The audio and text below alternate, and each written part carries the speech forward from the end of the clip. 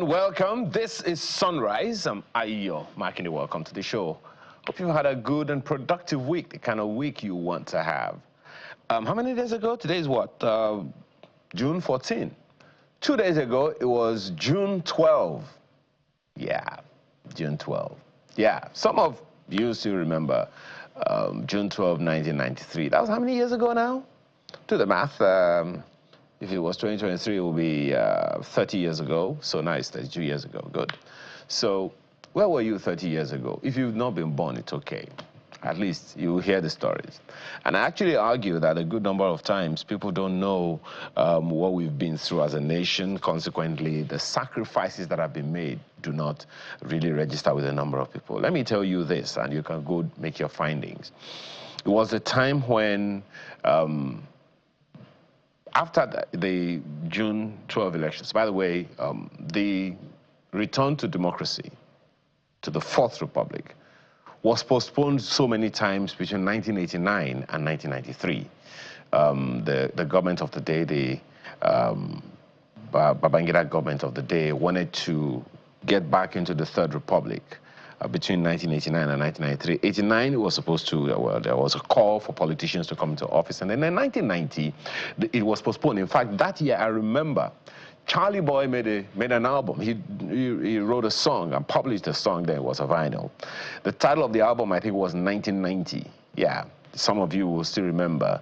And so then I think after that, the government of the day said, nah, we don't want the old politicians in play again.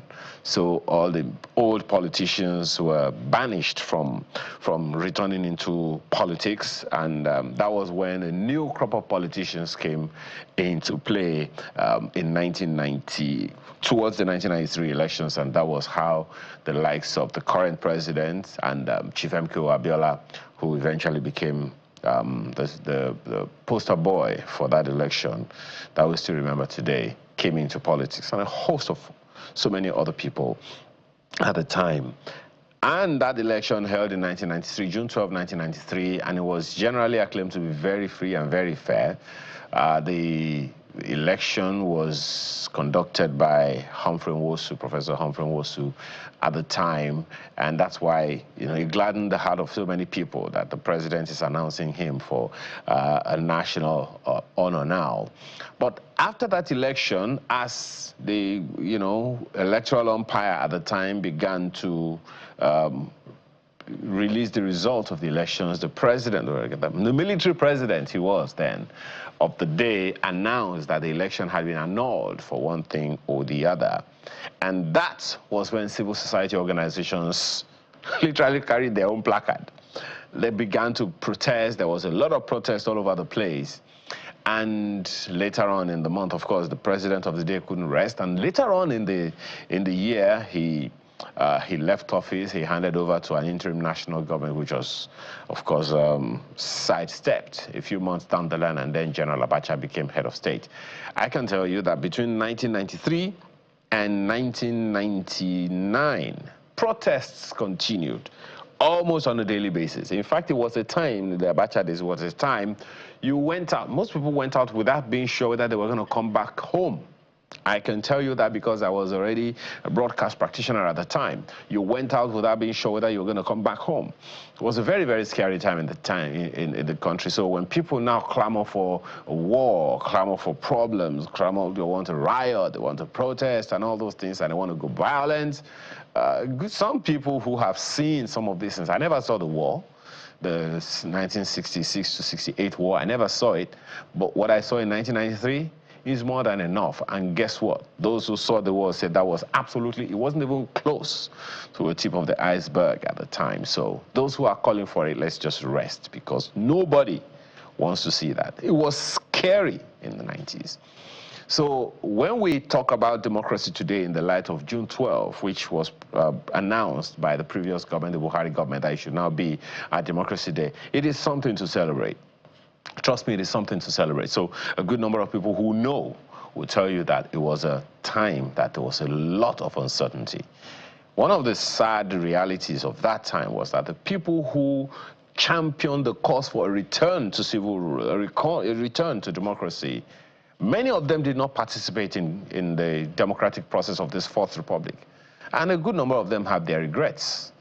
And it is sad that all of the things that are happening now, some of them are still protesting that things aren't going the way they should. Well, I guess we'll have ourselves to blame for that. Well, still talking about what happened back in time, it's cheering to know that more than 3 decades after his death, I can tell you this, Afrobeat legend Fela Anikulapo Kuti has been inducted into the 2025 Grammy Hall of Fame. Yay! What for? His album, Zombie. You know the song Zombie? If you don't know, Google it. Oh, by the way, it's not Zone B now. Zombie. Z-O-M-B-I-A. But guess what? Fela sang it. Zombie, oh zombie, zombie, oh zombie. Google it, you'll find it. So it was a classic album of the 1976. That song, the military protested against that song in those days, I can tell you.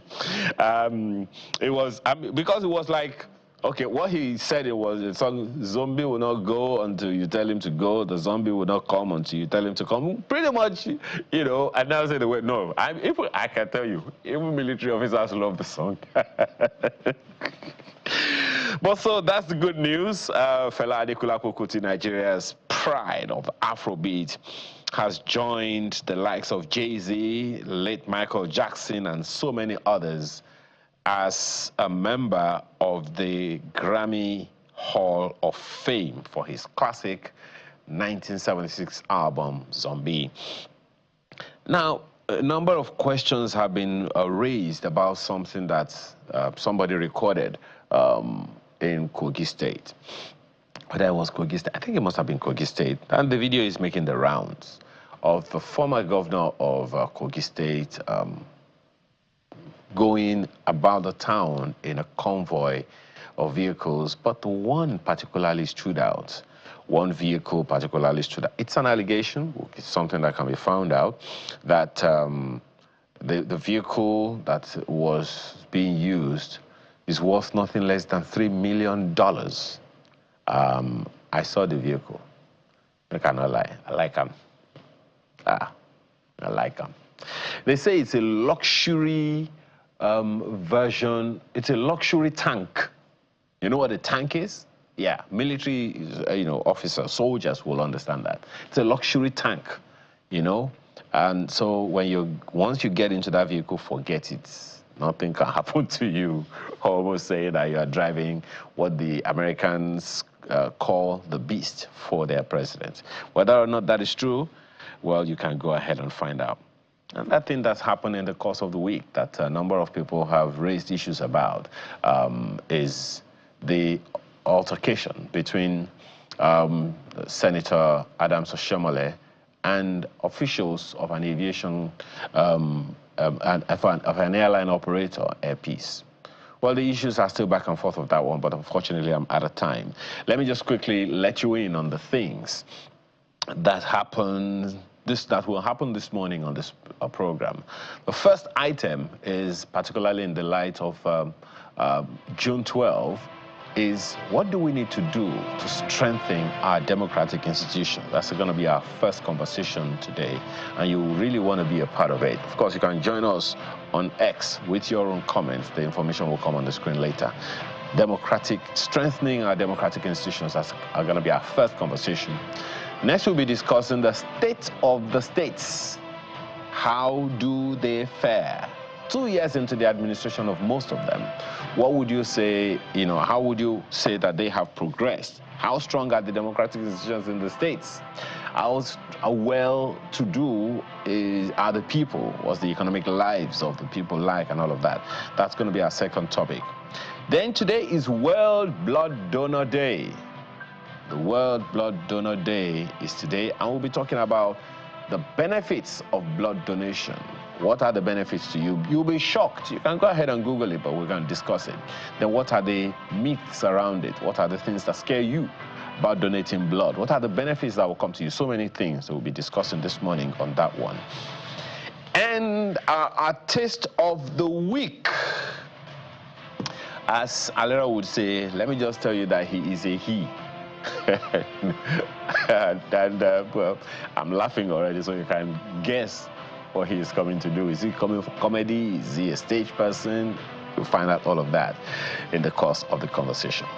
So do me a favor, while we get into the meat of the matter, take a short break, and when we return, grab your cup of cocoa, or if you prefer cocoa, please go ahead. I got mine right here, and please do your best to rehydrate. I'll be right back.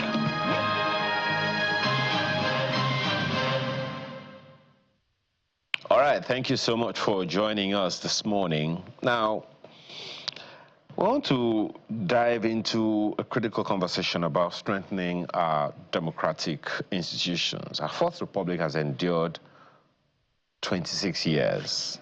That's that's something that's never happened before in the history of our country, a testament to our resilience as a people and our commitments to the democratic ethos. Yet, despite this milestone, concerns remain about the strength, the true strength of the institutions that are meant to uphold our democratic values.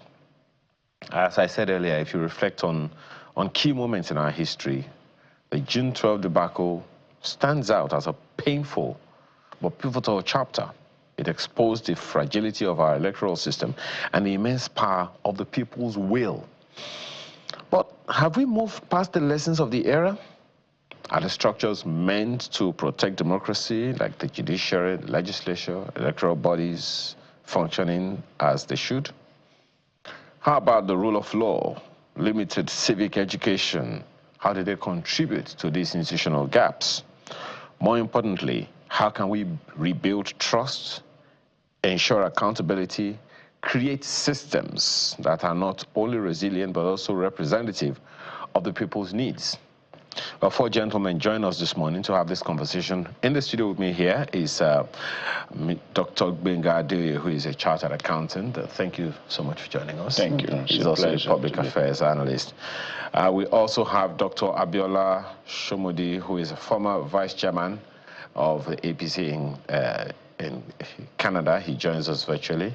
And two gentlemen on your screen right now are Honorable Bela, who is a former member of the House of Representatives, as well as Honorable Francis Waive, who is a chairman, House Rules and Business Committee. Gentlemen, thank you so much for joining us this morning. Let me begin with you, Mr. Adeoye. General assessment. Good morning, Ayo. Yeah, thank you. General assessment. 26 years down the line, 32 years after the June 12 debacle, has democracy held sway? Or is it what some people say, we're not in a democracy yet, we are in a civil rule?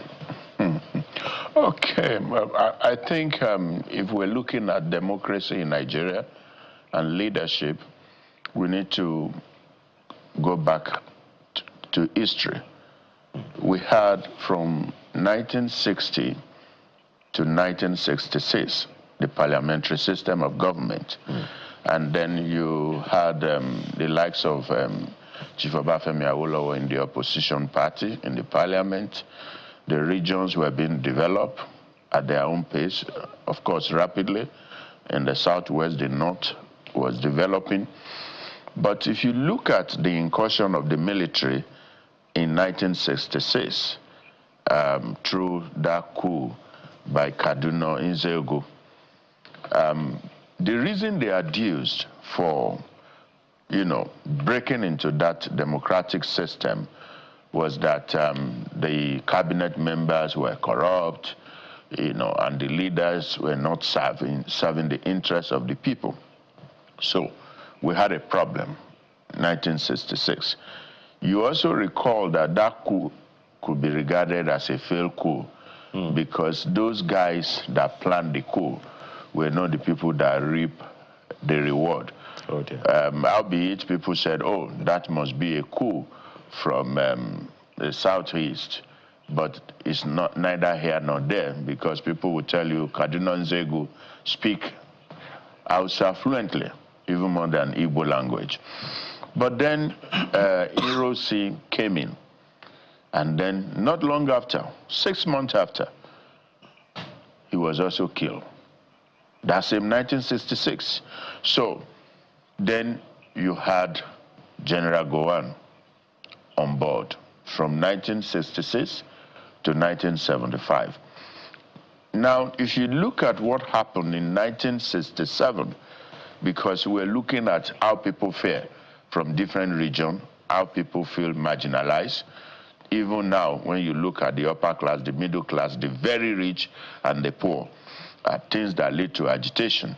So you had the Igbos now said, okay, if we cannot get the kind of representation we want in the Supreme Military Council, which was inaugurated by Irosi when he came on board, then they ended up saying we wanted to be on our own. And that was what led to the Biafran War, which we call the Civil War.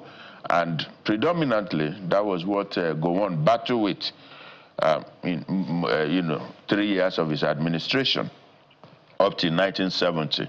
Now, he was out of the country in 1975 when he was also removed, and then Muritala came on board. Now, if you check, the Muritala regime, where Obasanjo was second in command, was also all about, oh, these guys are corrupt, they were not leading properly, and then Muritala became the leader. You recall all the things that came up, even clothes came up in town. Muritala, there is Muritala that. Before you know it, Muritala was killed. And you recall, because of his simple life, he was driving, Lieutenant Akintunde was with him as his aide-de-camp. His driver then was Sergeant Adamu Michika. They were both going to work. And then the petrol station adjacent was where Dimka was, and then crossed to kill them. That coup failed because they didn't plan it very well, and then Obasanjo emerged. Now, and I want you to give it to Obasanjo, because if you look at Gowon from 1966 to 1975, it was like Nigeria didn't make an attempt to say, let's return to democracy. That was why you had the likes of Obafemi Awolowo continuously fighting, and it appears that he was against the government, the military government. So Obasanjo now put in motion a plan to return to democracy. But I think that started actually under Muritala, because... Yes, under Muritala. Yes. And the military guys felt the plan of Muritala was not to perpetuate himself in office. That was one of the reasons the Dimka people pursue to remove them. They wanted to enjoy the kind of tenure that Gowon had. Okay. And so Obasanjo was wise in the sense that he executed the plan of his boss. Because there was already a draft constitution committee. Yes, on ground. And so you had, so our first republic was truncated by the Kaduna Nzegu coup in 1966. So we had the Second Republic, 1979 to 1983. That was also truncated by a coup where Buhari came to power. And so we must have it on record that these are the people that truncated our democracy. We cannot forget them. And that's why I used to tell people an average lawyer is an historian. You need to read about your country. So, and when you look at what the Buhari regime, what they talk about as reason for coming on board, was also corruption, this, and so on. Now, IBB now look at that government and felt the people were suffering. This kind of government is anti-people and so on. He too came in. He too came in. And if you look at IBB, he also stayed for many years. And then 1990, 89, 90, he began. So we are talking of 10th republic, but I would say it's 9.5 republic, because what we had, you know, some people won election as governor, people went to Senate, but we didn't have the executive arm fully, 1993. So that election was annulled. So that's why I say 9.5. Now, thank God for those who fought for democracy. The current president, several people, and you could see the award that was given on June 12th. Now, take a look at the reasons for military to take over power. Every time. Corruption, that people are not being taken care of. So we haven't really gone past that phase, is what you're saying? So the agitation keeps coming up. And so the need for us to be careful. Right? Of course, military rule is not fashionable anymore. But you then look at it, so the Third Republic, more or less like truncated by annulment, so that's why I say it's 10.5. Now you had the Fourth Republic, 1999 to 2003, and then the Fifth, 2003 to 2007. The guy there was sick, he couldn't continue, and then Jonathan came in. And then you had 2011, 2015, 2019, and then 2023 that we're running now. So have we moved further? So before we cannot agree that we have moved forward, we then need to look at the 9 types of leadership style. We'll come back to that one. Let me engage a few other people who have joined us this morning. Well, Honorable Bila, I'm wondering what your own thoughts are. We've had quite a history lecture here already, and I'm sure you would understand. You have your own perspectives as well. You have been in the National Assembly, so the question is whether or not the democratic institutions that are supposed to uphold what we have can hold. Would you say we have held on for 26 straight years, or we are just managing to remain afloat? Honorable Bila, that's for you.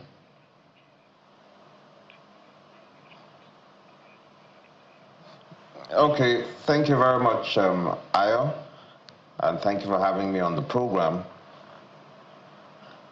I want to say that, in my own opinion, Nigeria's democracy will still be considered to be fledgling even after 26 years. Yes, we appreciate the fact that people always refer to other developed climes who have had democracies for hundreds of years, but it's always important to note that you don't need to reinvent the wheel.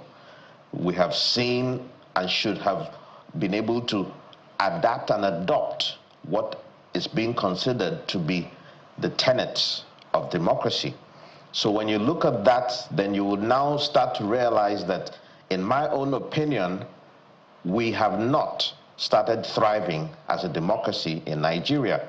Now, what are the basic tenets of democracy? Of course, we know the age-old definition that people say, although arguably some people think it's not very accurate. Democracy is a government of the people, for the people, and by the people, which is apt in terms of what the whole essence of a democracy is. And I appreciate your panelists in the studio who took us back history lane. But like he pointed out, have those circumstances changed? In our current democratic system, we have certain tenets of democracy that are not being observed. The rule of law, the freedom of expression, the freedom of speech, the freedom of participation. We have a government that does not recognize the rulings of court. Court decisions are not upheld or recognized. Are the people really free today to express themselves? Are the people participating in this democracy? In the last election, only about 15.6 million people elected the current administration. This is the most unpopular, in my own opinion, administration in the history of our return to democracy in 1999. It is on record, where a serving president was elected with 8-point-something votes out of a registered vote number of about 93 4.5 million as of the last count of INEC.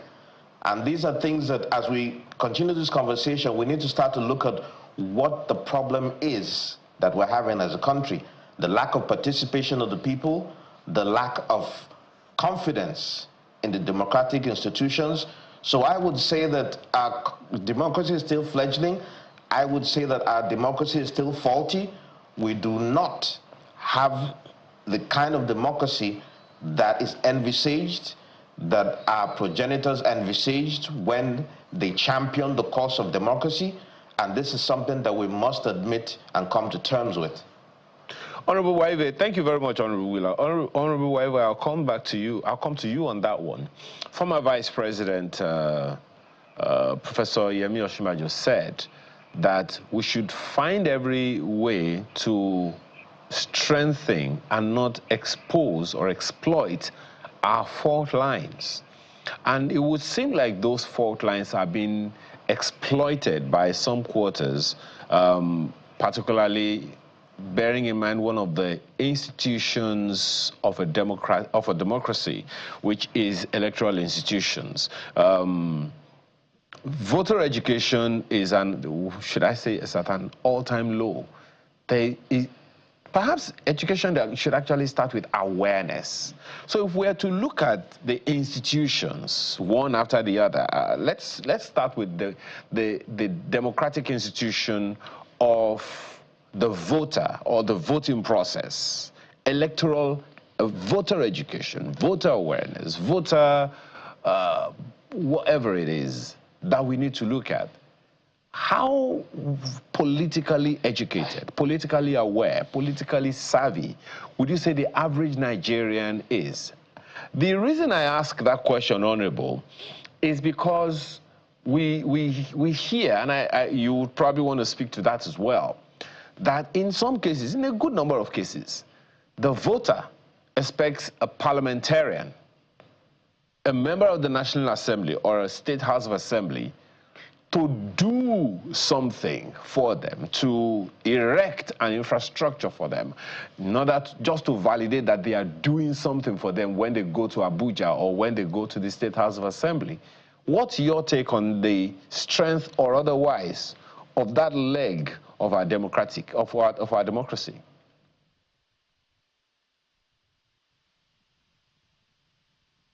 Thank you very much for having me.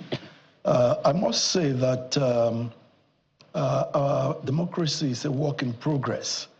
I will not join those who say that it is just civil rule.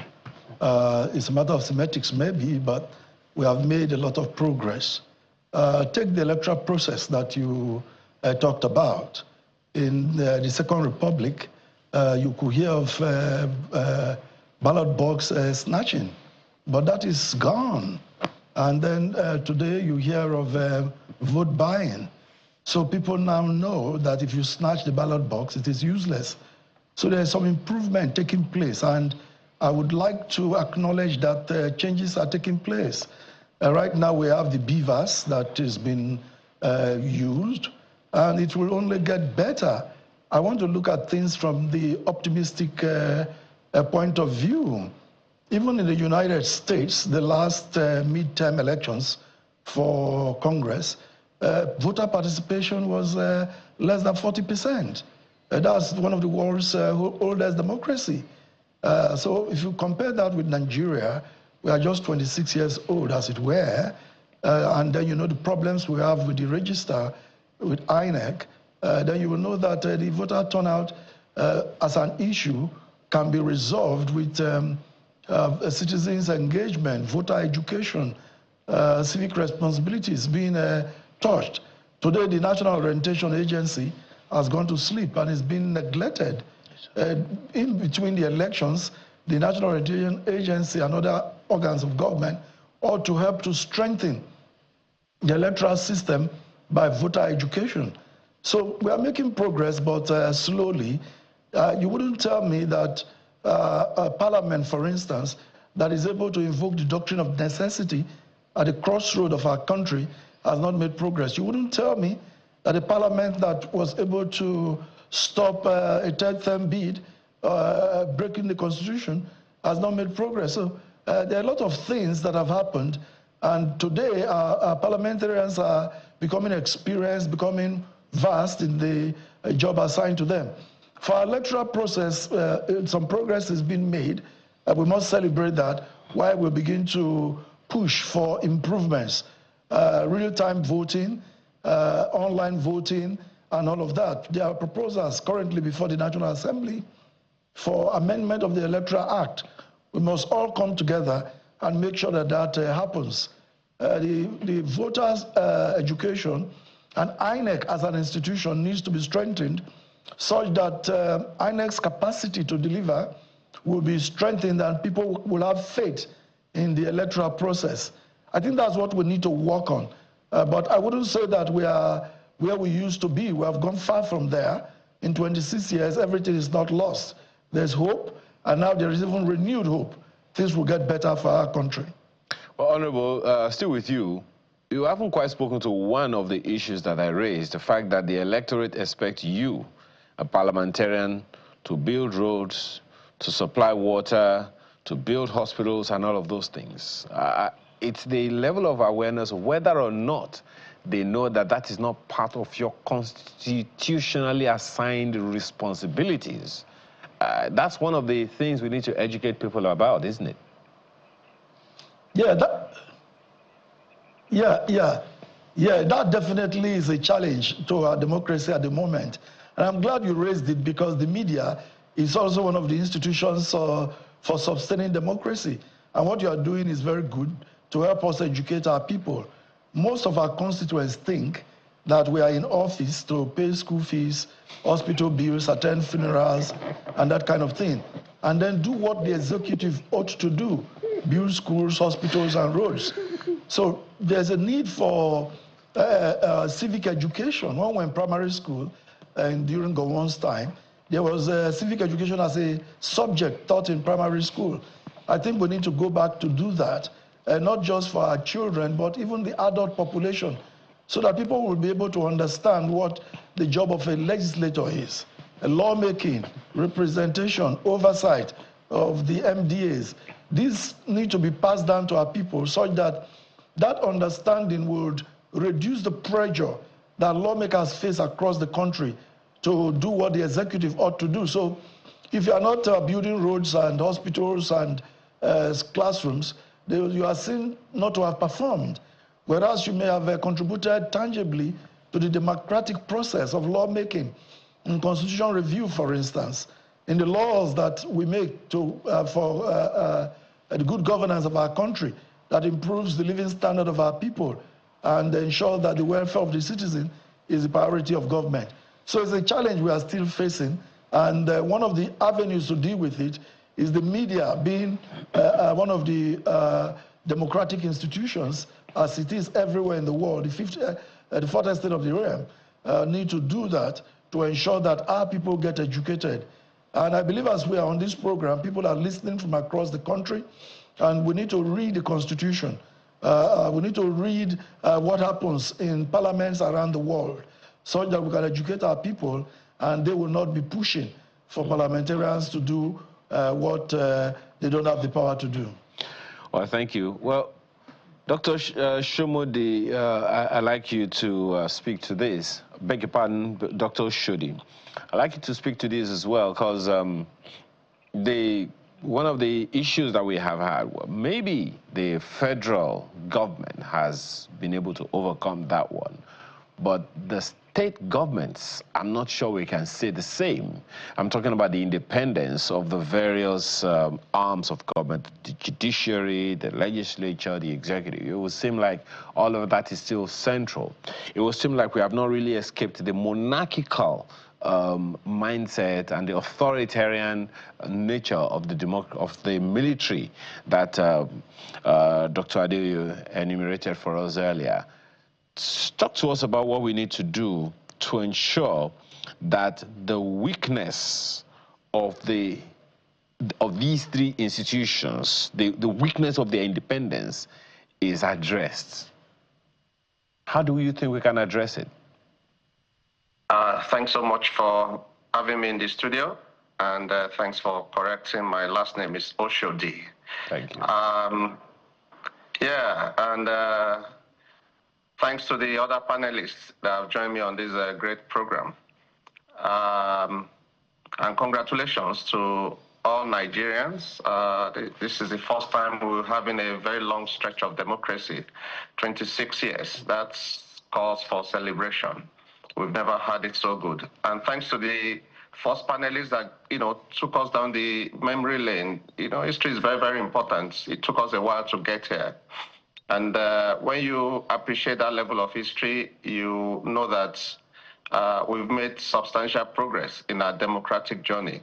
It might not be where we ought to be, but substantially, we are making lots of progress. In terms of the independence of the different arms of government, I think that's also work in progress. Democracy is not static, it's a dynamic institution.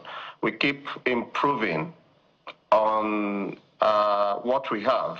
And that's where the current administration comes in. When they were able to secure a judgment at the Supreme Court that granted autonomy to the local governments. And, there's still a lot of work to be done in terms of making sure that it's the people's representatives that serves in our local governments by conducting free, fair elections at state levels. That, we might not be there yet, but at least, there's a signal that we are heading in that direction. We have a lot of challenges with the current democratic journey, no doubt. But again, we have to believe in the system. We have to keep reforming the system. We have to keep bringing new ideas. We have to keep having this kind of conversations.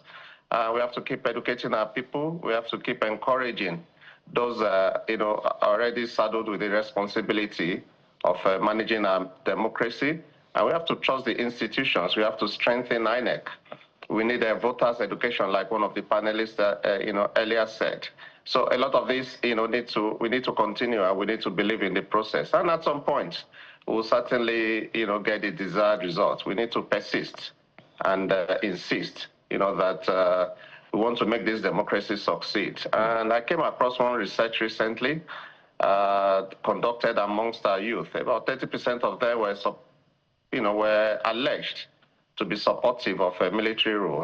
That's quite concerning. It's like taking us 50 or 80 years backward. We shouldn't be having those kind of conversations. That also speaks to the next issue that I want to raise with you, Dr. Adeoye, because, and thank you very much, Dr. Shudi. Over and over again, when we hear issues like this, what he just spoke to speaks to just one thing: trust. Trust in the process. And at the end of the day, when we talk about trust in the process, it's always about people. And who are the people at the forefront? The political class. Mm-hmm. Now, when we are talking about strengthening democratic institutions, do you think that the political class themselves understand the need to strengthen democratic institutions? Okay, so it's important to state that the worst democracy is better than the best military system of government, because the military system of government is an autocratic style of leadership. You only get better at that time if you have a benevolent dictator who is not selfish. But some people will argue with you on that one, Dr. Adeoye. Yes. So and the reason is this. Because look at what is happening in Niger. Yes. So that's why I said, it's a balanced assessment that democracy is meant to put the leaders under checks and balances. Unfortunately, if you don't have separation of power, then you cannot achieve that. Your National Assembly, your state assembly, must play the role of check and balances. Now, you can only have that when you scale up the kind of people that are in leadership. Like I've always discussed with people who are in government, that I do not think those who don't have business should have any business in politics. So you have people who are in government today, they don't have any second address. They don't have any work they're doing. And so they want to perpetuate themselves. There are people that have been in the National Assembly for 20 years, all right?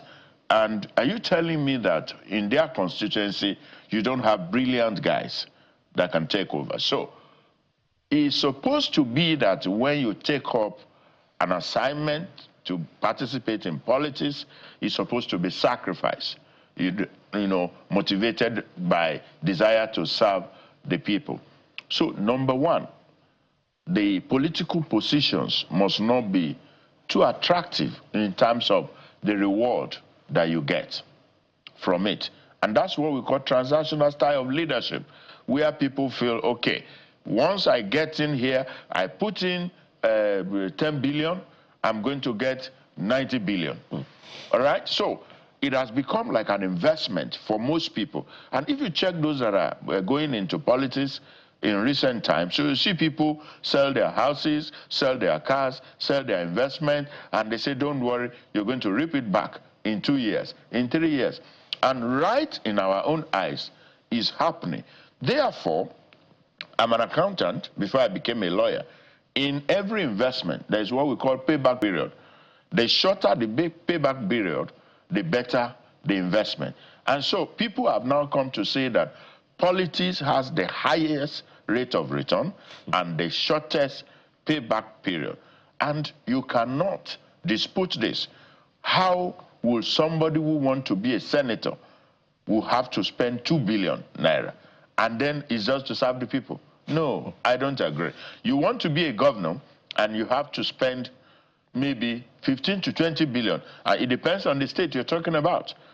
You had our friend was describing, giving the analysis of the cost to be a senator, to be a governor, to go to House of Reps. So we need to also start from our primary school and have a subject called, go back to civic education, politics and governance and leadership as a course. And then we begin to tell the people, you have a right to participate. For example, if I say I'm going into politics now, my wife is going to be scared. My children will be scared. They're likely to kill you. Those who know you will also say, oh, they're going to ruin you. You're going to sell all your investments. So this is it should not be like that. Wrong. I remember I saw a video of Michelle Obama herself saying when the husband wanted to run president, she said, are you out of your mind? Want us to lose all we have? Yeah, so but see how it turned out. It's like an investment. Yes. And we need to change that. Okay. And that's why you see the criticism of Karl Marx against the capitalist system is all about this. And so you now compare some countries that are now practicing democracy, you see that they are kind of maybe communism, socialism, and then it's benevolent to the people. Perhaps but again, democracy is still the best option. Tola has this, thank you. Tola has this comment, democratic institutions. We need to create a virtuous cycle of devolution, autonomy, and democratization of powers to local government levels, rather than build a vicious cycle of control and concentration of powers at the center. Let me ask you, Honorable Gbila, so that's one of the issues a number of people have about strengthening our democratic institutions. It will seem like everything is so central. And we're not devolving powers as the powers should be devolved. The federal government seems to have gotten it right over time, but we seem like we are still struggling at the states. We'll come back to that later. However, the question to you, Honorable Gbila, is this. Still aping the question that I raised with Dr. Adeoye here. It will seem like the bar for getting into leadership, into government, is so low. In fact, the way the Constitution puts it, and I hope I'm still current, is that you only need to attempt WAEC. You don't need to pass. Attempts. Now, one of the institutions we have as a nation is this NIPS, National Institute for Policy and Strategic Studies. Isn't it a bad idea for that to be the minimum benchmark? Attend NIPS, score well, before you can lead, even at the councillor level. I'll be a tall order. Okay, thank you very much, Ayo. Yes, before I answer that question, which is still related to what we're discussing about devolution of powers as well, let me use this opportunity to commiserate with my people who are being killed daily by herdsmen in the constituency.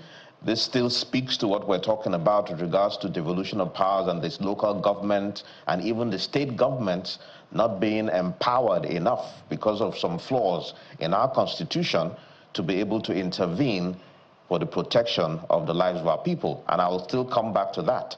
But let me point out what you have said. What you have said fundamentally is one of the challenges we have as a people, our leadership recruitment process. I am one of those who is an advocate for the fact that our minimum qualification for taking or running for political office is too low.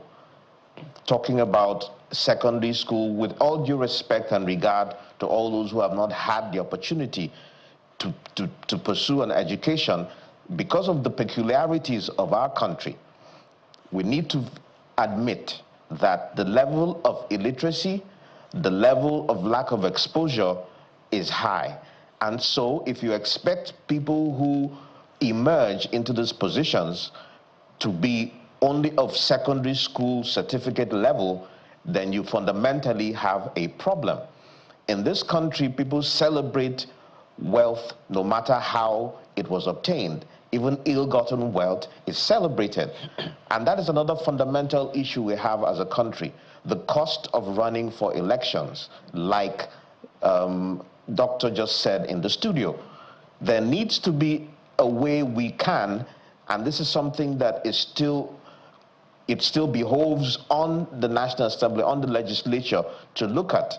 Can we find a way, like it's done in other climes, for the people to start to contribute and take the responsibility for funding of elections away from individuals? That's why you see the credible people, the people with the acumen, the people with the pedigree are unable to participate.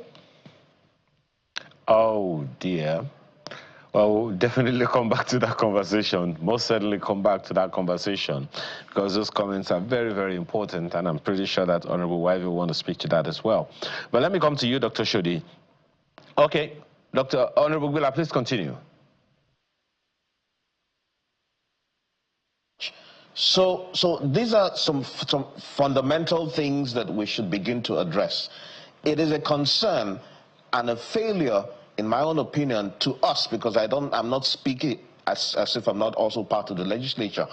As a former member of the House of Representatives and a candidate for the Senate, it is concerning that the Supreme Court had to be the one to rule on the issue of local government autonomy. Why did it have to get to that stage? We need to be able to realize that the fulcrum of a democracy is the legislature. So in addressing that point, we need to start to realize that for the Nigerian people to start to become aware, I agree about the need for better orientation in terms of how to elect and to select those who would participate in becoming leaders of the people. And it's at this point that I must also mention the fact that we have a challenge with a lack of internal democracy in our political parties. And I'm happy Mr. President has tried to discountenance the concerns people have about the current government pursuing a one-party state, because one of the tenets of a democracy is multi-party participation. So that, and of course, the ability to have a virile opposition. So there are fundamental things that we need to begin to address in terms of the cost of elections in Nigeria, the lack of statutory provisions to enable the people to be the ones that are able to sponsor those who represent them, so that burden will be taken off, so somebody doesn't come and think that he has invested so much and he needs to recoup it. And then the systems for accountability and transparency, we need to start to look at the removal of immunity at various stages of elective office so people can be held accountable. These are challenges we have. There's too much power at the center. we're having a revenue allocation formula that has not been put in place by the legislature since we came back to a democracy. This is a concern. We are not addressing issues at the grassroots level. There's too much power at the center. That's why everybody is gravitating towards the center. But isn't that all of the functions? Isn't that all the responsibility of the legislature, the National Assembly in particular? You have been in the National Assembly. What's the issue? Why is it a problem to quickly do what needs to be done? So now that is part of why I'm mentioning this at this point. It is something that has been resisted by the executive, from my experience. My understanding of the Constitution, my apologies, Honorable, but my understanding of the Constitution is that when you see the way the Constitution lists the three arms of government, the legislature comes first, and it has almost 500 people, as opposed to almost 500 people elected. In other words, appointed, employed by the people to supervise the job of one man. The president of the Federal Republic of Nigeria, okay, maybe two people, and the vice president. So almost 500 people, or more than 400 people, supervising the job of two men. How can the executive be the one that has all the power? Now that is a very, very good point that you have mentioned. I always tell people that the legislature is actually the true representation of the people, and that is why when a military junta comes into power, what is the first institution they take out of the way? It's the legislature. Now, unfortunately, in Nigeria, because of our military history, everything seems to now be in the hands of the executive. You have the executive that does not respond to the resolutions of the House. You have the executive that does not respond to court judgments and court pronouncements. And that is where the Nigerian people need to rise up.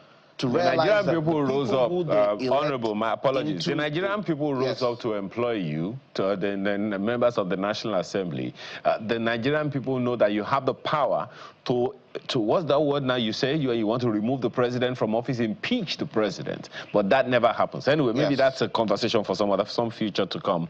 Honorable Waive, let me ask you this.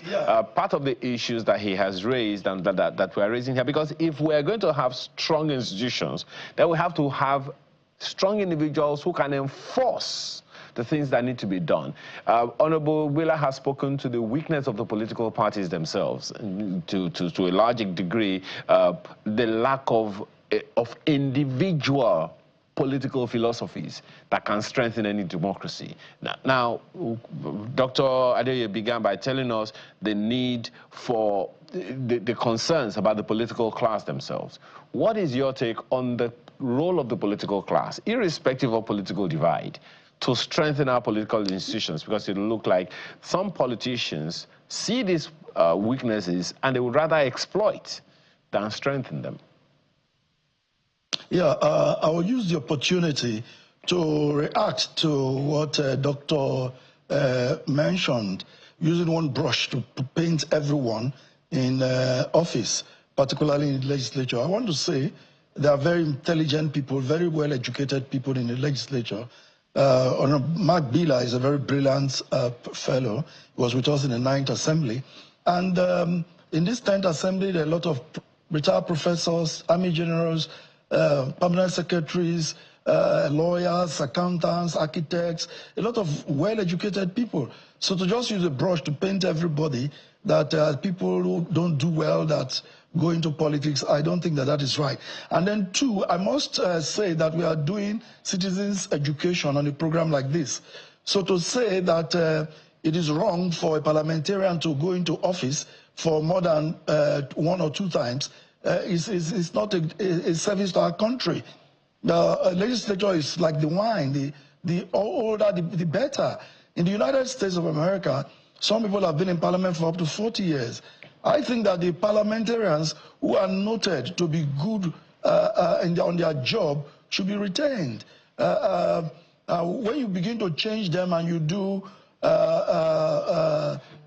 rotation and all of that, you end up having people who come newly to learn the ropes. Because in every parliament, every session, every assembly, there's a lot of training, a lot of peer review, a lot of traveling to watch other democracies.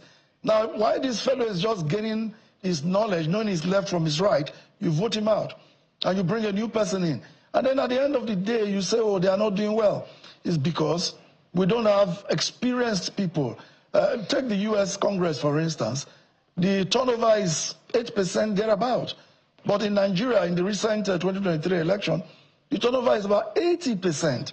So you have only about 20 who knows the rudiments of parliamentary practice. I thank God that the Right Honorable Tajuddin Abbas, PhD, the current speaker, has invested into training and retraining of members of the 10th Assembly. Otherwise, in the beginning, it was challenging to have members perform their duties because of being new to Parliament. So every electoral cycle, if you keep getting new people, you will keep having these problems, and our democracy will not be able to mature. I think that what should happen is that constituents should watch the performance of their elected representatives in Parliament. Those who are good on the floor, those who contribute to national development, those who bring motions that can change the narrative in our society, those who are bold to speak truth to power, those who are taking this job serious, they should come again and again. And where you are changing some others, they will have people to learn from.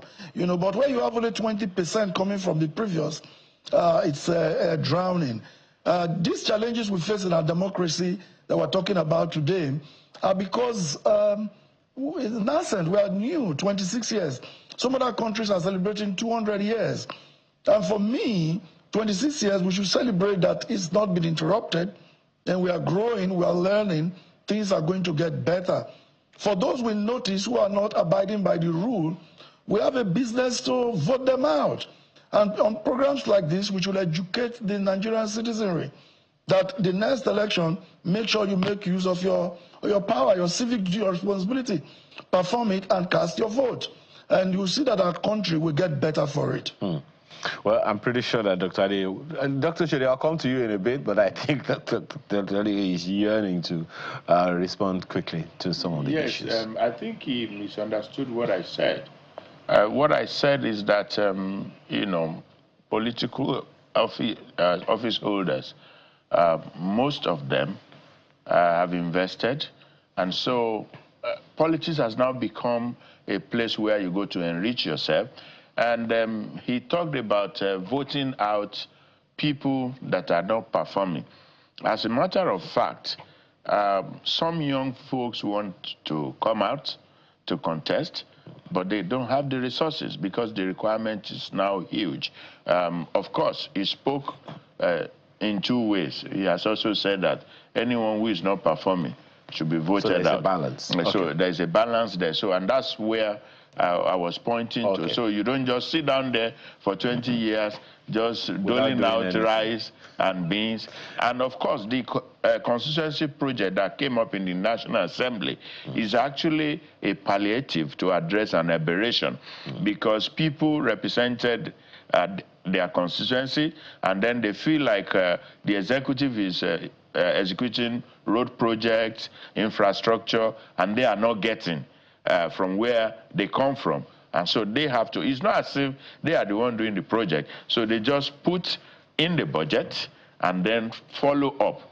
But of course, we know some that also will take the money back from the contractor and you don't get things done. So by and large, people, many people, large percentage of people that are in politics, large percentage, their transactional leadership style.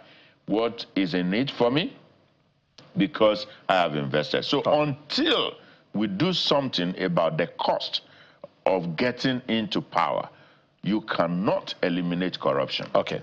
Dr. Shode, we're wrapping up now. We have less than 7 minutes to go on this program. If you would be making recommendations that we need to urgently initiate the process of strengthening democratic institutions from some of the issues that we have raised, and maybe some that we have not raised, what would be your first 3 issues that we must address to strengthen our democratic institutions?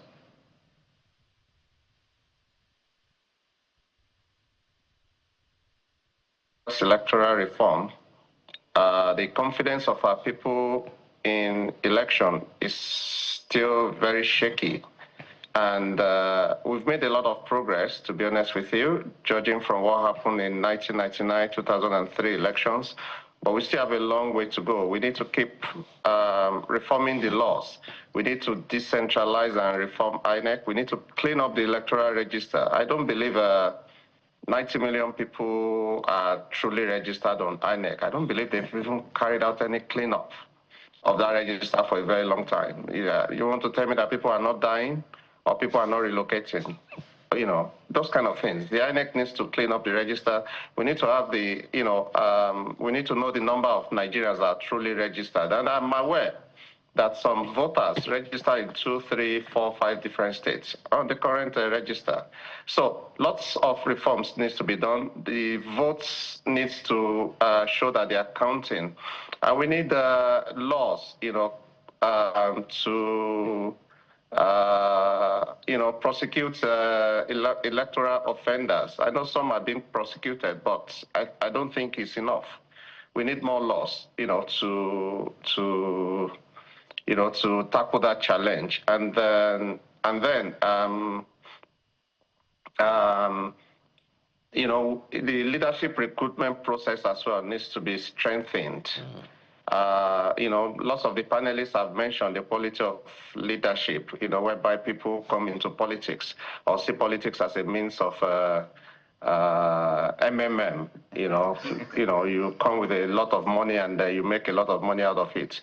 There's no way you can serve the people that way. It should be, we should de-emphasize corruption, from our politics. I know that takes a lot of effort. And then the other thing we need to do is, we need to. Yeah, while you're thinking about that, let me ask, there's one of the issues you raised is that we don't have enough laws. I'm not sure the parliamentarians agree with you on that one. Perhaps the issue is because one of the issues we've had, you also heard Honorable Bila say the other time that sometimes when there are court pronouncements, the executive doesn't obey them, and this is not something that's just starting, and this dates back to quite a lot of a length of time. Let me take you to Honorable Bila, saying that we don't have enough laws. So talk to us about that. Rule of law. So many people have said over time that if democracy will be stronger, then there should be, the rule of law has to be stronger. So what's your take on that one? The fact that obviously we have enabling legislation in place.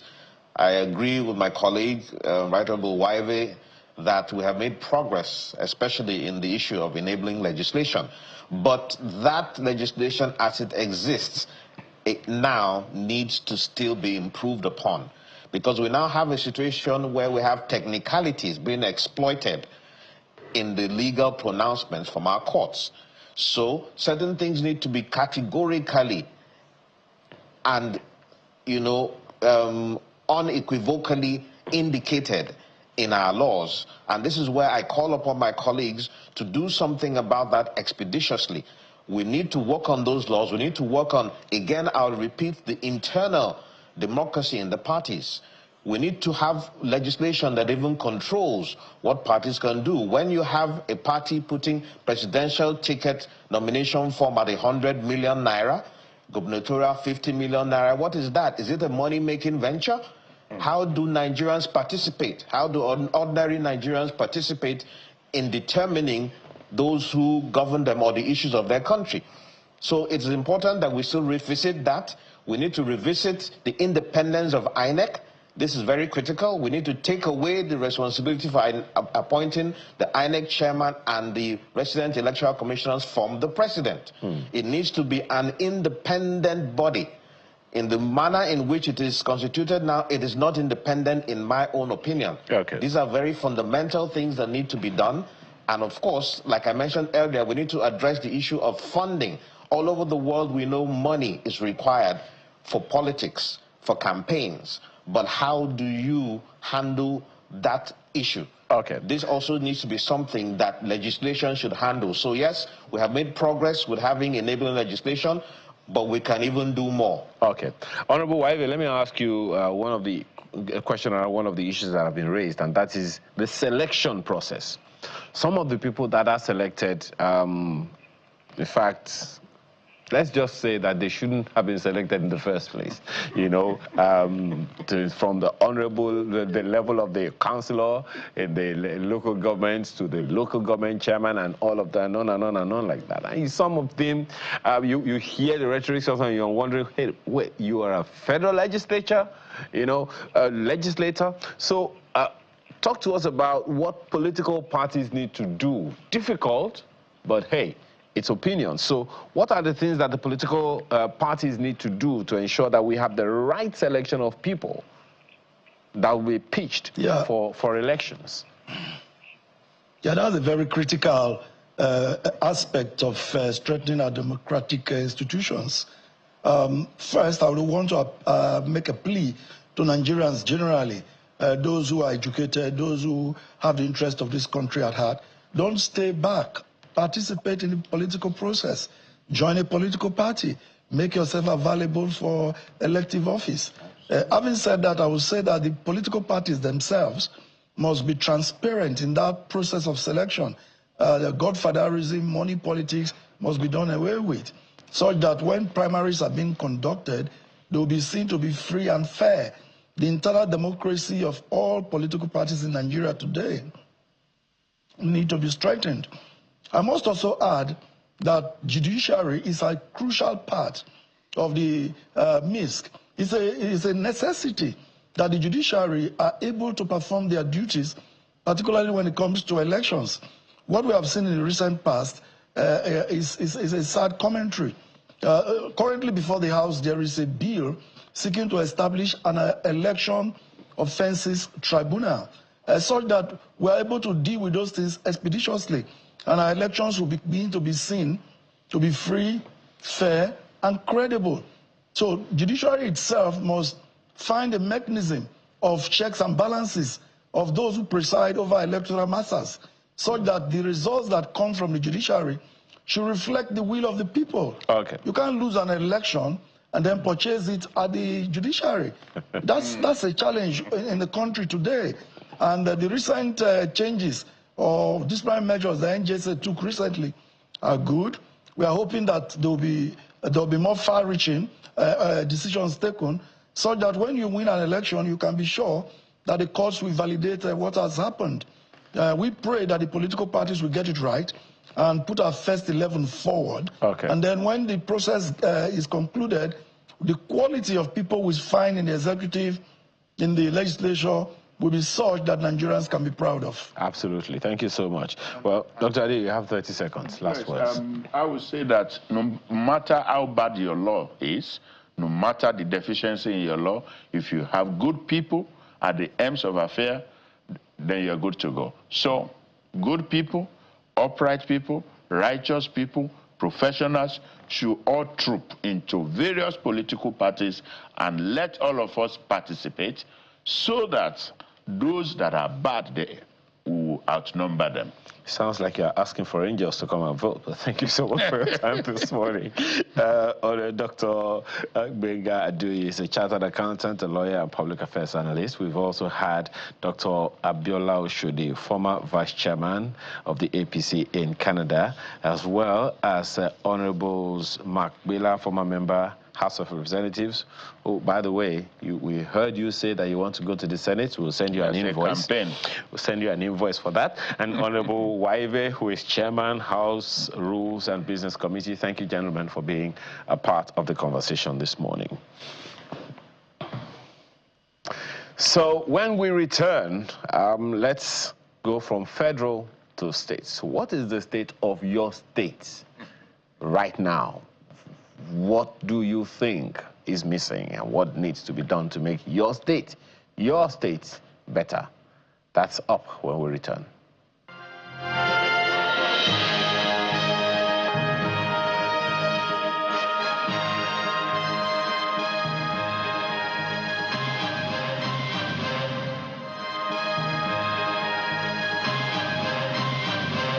Thank you for staying with us. Now, let's turn our spotlight to the state of the states for an in-depth look at how state governments are faring 2 years into the administrations of most of them. Now, despite the significant financial allocations and efforts at the federal level to empower the states with a lot more resources now than ever before, from what they themselves are saying, the reality for many citizens remains grim, with poverty levels seemingly unchanged or even worsening in some cases.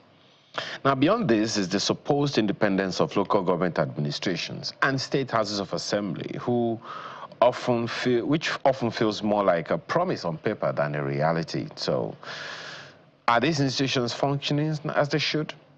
What challenges hinder state governments from delivering meaningful change? Could the structure of governance itself be part of the problem? So let's have conversation with two gentlemen this morning. I'd like to begin with Mr. Olusegun Elemo, who is the Executive Secretary of Paradigm Leadership Support Initiative. He joins us virtually, along with Comrade Aliyu Kankara, who is the President, Nigeria Union of Local Government Employees, NOGE. Gentlemen, thank you for joining us this morning.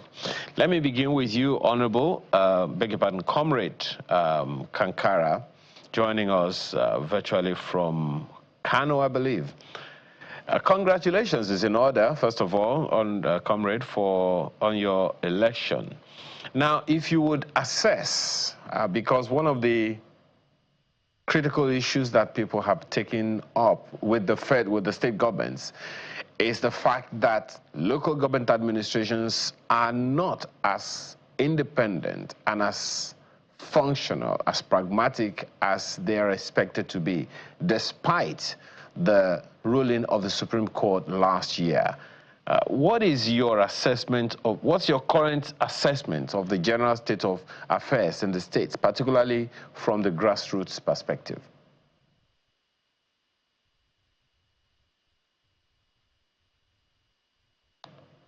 Comrade Kankara, that is for you. Oh, okay. Can you hear me? Yes, we can hear you now. Yeah, good morning and thank you for having me. Yes. The issue you raised about the performance of state government with regard to local government administration is very pathetic. The situation of local government councils in Nigeria, is very pathetic because of the undue interference from the state government. As you rightly said, the Supreme Court have spoken, they have passed their judgment that funds meant for local government should go directly into their account. And this was since July last year. But up to this moment, that judgment has not been implemented it has not been implemented. State governments are still hijacking the funds meant for local government councils, and which make the local government ineffective. Well, if you can, before you go on, Honorable, I beg your pardon, Comrade, if you can hear me, what should happen? What's the real thing that ought to have happened since the ruling of the Supreme Court? What would you say that the local governments themselves ought to have done to facilitate the enforcement of that judgment? You see, the local governments are helpless because the Ministry of Finance, the federal government, has the responsibility of disbursing these funds. So it is the federal government that has the responsibility to implement this judgment, because this money, as you know, comes from the federation account and is controlled by the federal government, that is CVN and the Accountant General of the Federation. So what we expect them to do is to ask the local government to come forward and, present their account numbers to them, and then they will start disbursement directly to the local government account. But up to this moment, they have not done that. So what we need is the political will on the part of the federal government to implement this judgment. Okay, we'll come back to that in a moment. Mr. Lemo, I know that you have championed the issue of transparency at the state level over time. If you would take an assessment, it's been 2 years, whether with or without data, perhaps also taken from what data may have said over the years. What is your general take on the state of the states? Yeah, thank you very much, Ayo, for that question, and I'm happy to join the conversation this morning. Let me first of all say that listening to the Norgay president is very, very depressing, extremely depressing. I would have expected that by now we shouldn't be having issues around implementation of the judgment of the Supreme Court. And then it goes to tell you the kind of state capture, the capture that we'll experience at the subnational level. The governors are extremely powerful, perhaps maybe more powerful than the president in practice, even though that is not what the book says. So what is the data saying with regards to accountability at the state level? Earlier this year, like we normally do every year, we published the Subnational Audit Efficacy Index assessment for 2024. And it will interest you that 21 states, did not, publish audit reports online. And that hinders accountability, activities. Also, it will interest you that and this connects to what Honorable Bill has said about legislative independence. The independence they currently have, how effectively are they discharged their constitutional mandate? So, for instance, legislators at the state level are supposed to review the reports of the Auditor General annually. But in our assessment for 2024, only 2 out of 36 states were effective in that regard, which meant that about 34 states, did not even discharge, their constitutional mandate. I'm talking about, state houses of assembly now. Again, it points to the capture that we experience at that state level. And that's why you will see that more monies are going to states. For instance, 8 states, including Ekiti, Ebonyi, Benue, Kebbi, Kogi, Jigawa, Adamawa, and Niger, all had allocations increase of more than 120% between 2024 and 2025 when you compare their budgets. In fact, in the case of Niger, the allocation grew by 153%. That's a huge, increase. But did that reflect in the number of poor people in that state? Did that reflect in, for instance, food security, the amount of food items produced from that state, which is supposed to be, an agrarian environment? So governors are getting more money. The Supreme Court says release local governments to be able to function more properly. You still have a situation where even states that seemingly said they agree with the judgment of the Supreme Court are still holding back and ensuring that the local government don't get their funds. And even some states have, publicly, denounced the judgment of the Supreme Court, and there's no consequence for that. So you see, if we must move from where we used to be, now we have more money. We're not even talking about money now. We have more money, and with the tax laws, the tax bills that have now been enacted, which the president I expect will, sign into law any moment from now, there will be even more money. I've always said it's not about more money. It's about the leadership integrity of the people who are in power to use that more money for public good. Doctor, beg your pardon, just a second, Mr. Elemo. There's something you said the other time when you said, you know, the things that are supposed to have been done by the state governments are not being done, and you said, quote, and I quote, there are no consequences for that. Absolutely. Is that really the true state of things? The state governments can do anything and nothing, no one can call them to account? I mean, look at it this way. The highest court in the land says this is what should be done. The Attorney General for the Federation came out and said, we will enforce that judgment. Almost 12 months after that, we are still struggling with implementing the judgment of the highest courts in the land. I mean, who else do you need to speak? God to speak to their heart? So these are the issues. And these are the same state governments that enacted audit laws in their respective states.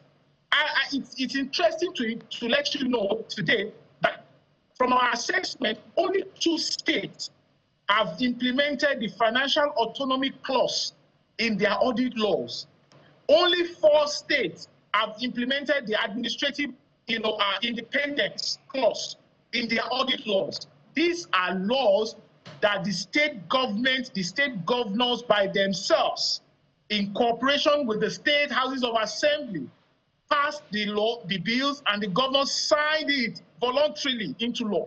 And then you are struggling to implement it. So it's not surprising, because if you cannot find it easy to implement the judgment of the Supreme Court, you know, that is supposed to be enforced right from the center down, how then do we expect you that you will voluntarily implement your own audit law that you voluntarily assented? There's so many questions to ask you on some of these things that you said, but we have 2 of you on the panel. Let me come to you, Comrade Aliyu Kankara.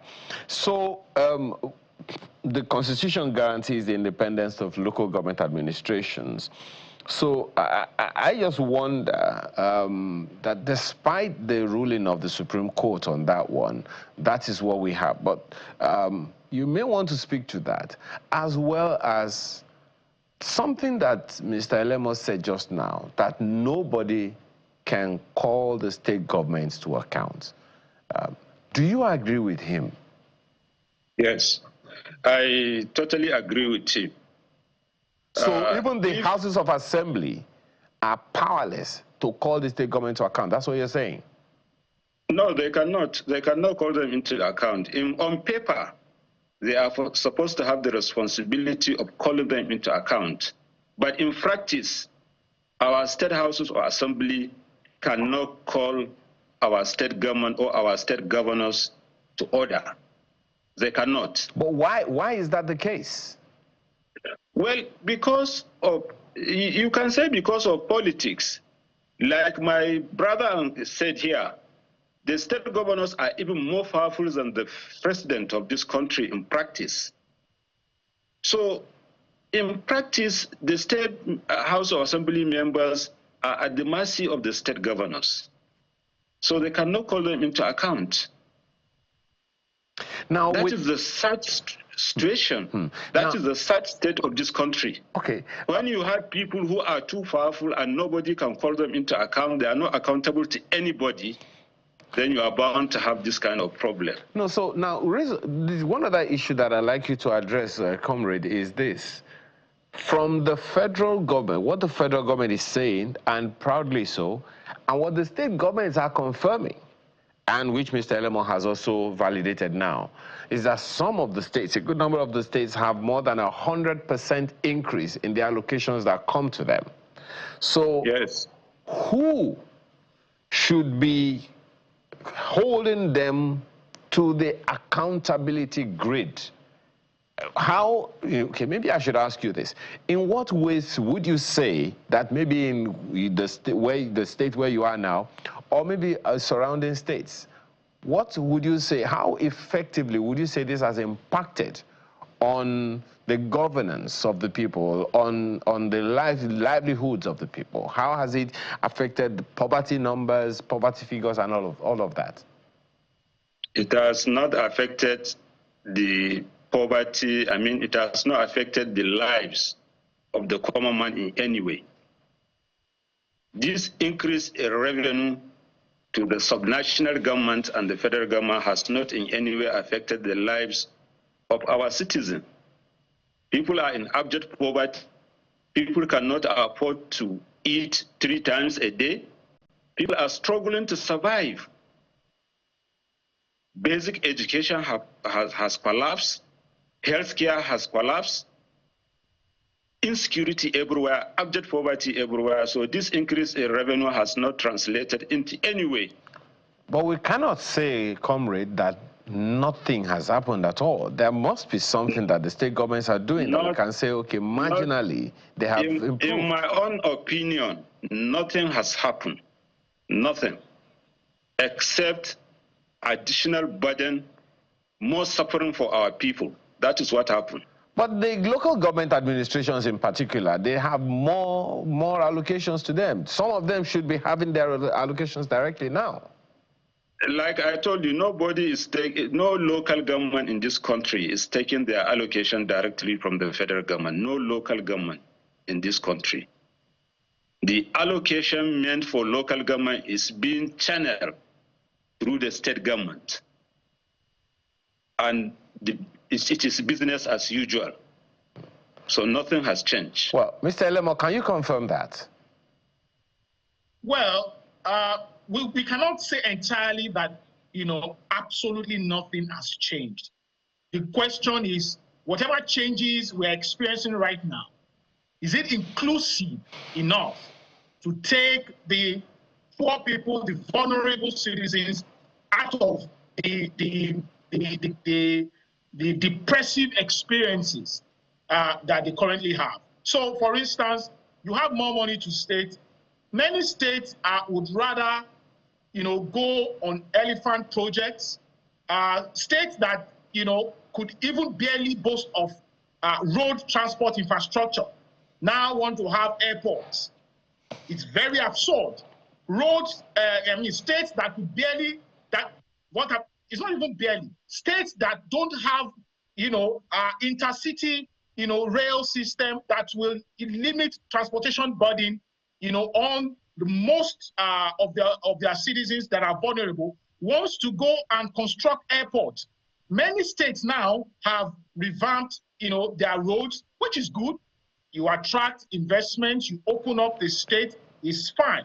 But again, is that kind of, development, is that the entirety of what you need in the immediate? Because, at the end of the day, is that as the leader, you look at what is important for the people, at every point in time.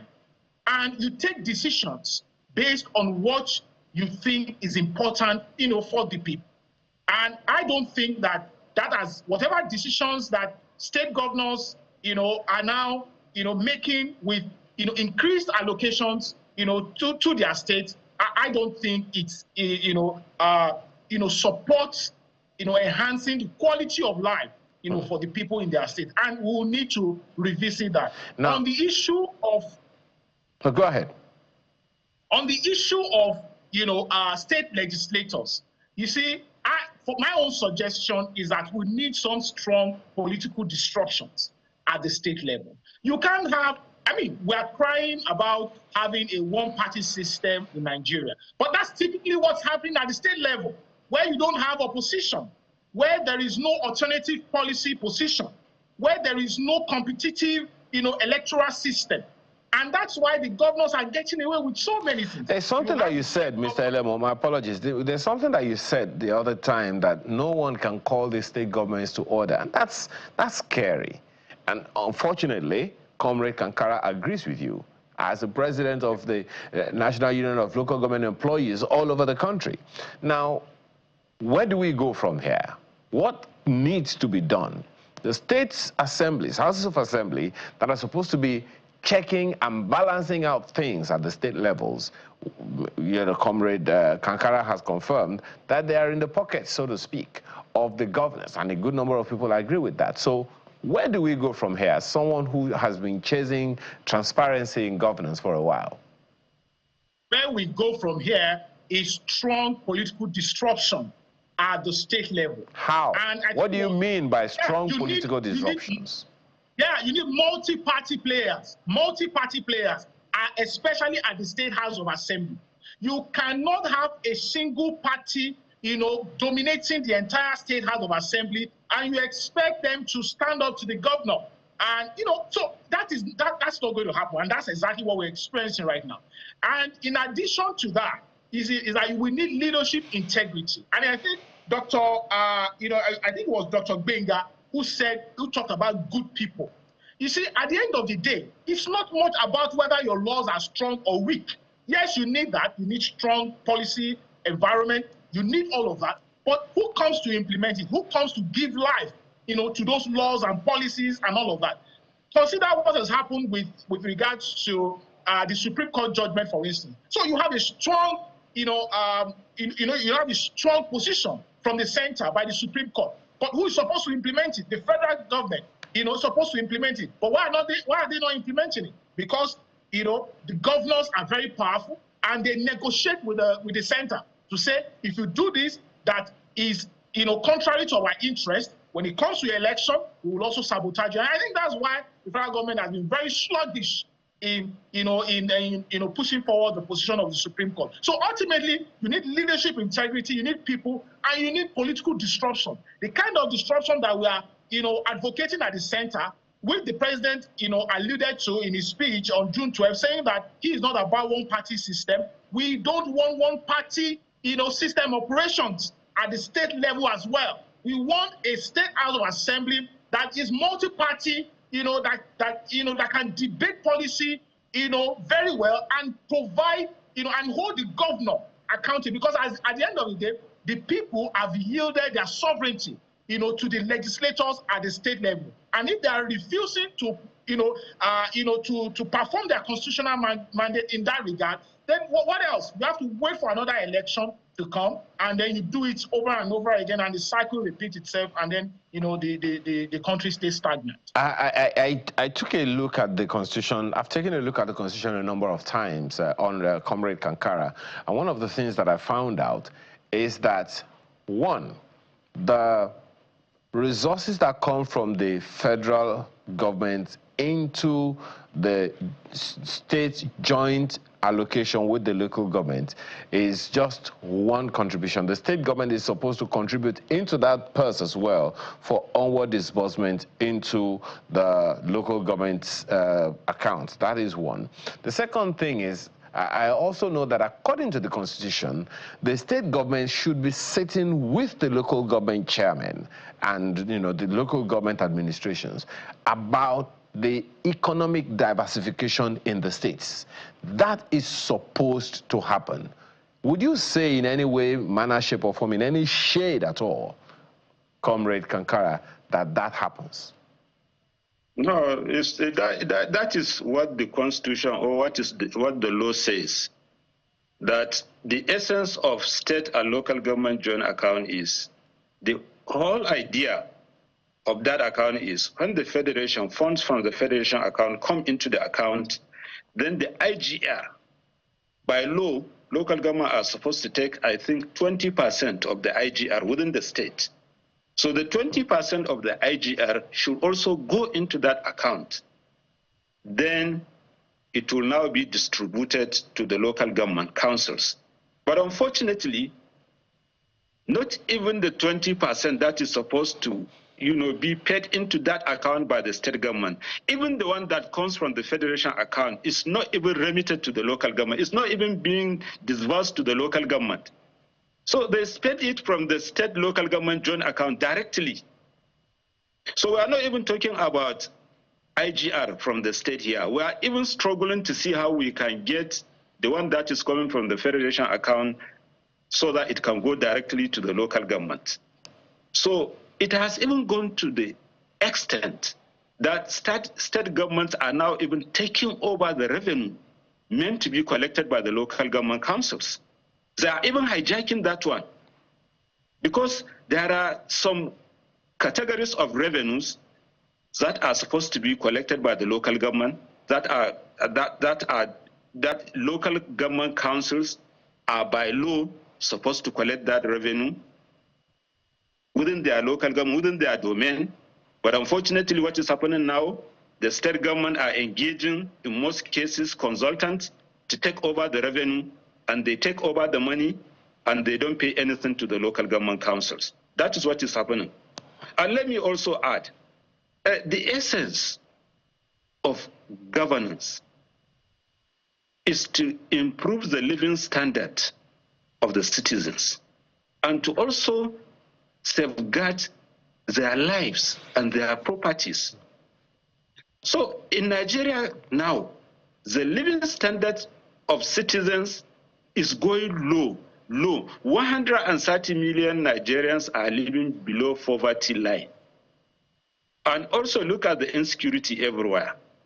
Lives and properties of Nigerians are not secured. So that was why I said, despite the increase in revenue going into government coffers, both at the federal and state, and even the local government councils, nothing has changed. Okay. Mr. Elemo, so where do we, the issues, will continue to be at the front burner. It is expected that politicians that become government officials have a job of work on their hands. One of the arguments that have always been provoked in my mind is whether or not the officials of states that are both elected, that is directly employed by the people, or selected, that is appointed by maybe the state governments or even the legislators, they are supposed to understand what is expected of them.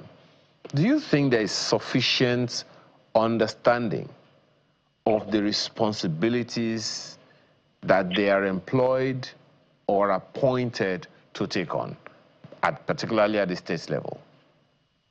You see, there's total ignorance. I mean, there's total ignorance. And when there is, well, you see, for Christians, the Bible says, "My people perish for lack of knowledge." So when people are ignorant, you tend to have this kind of scenario that we have.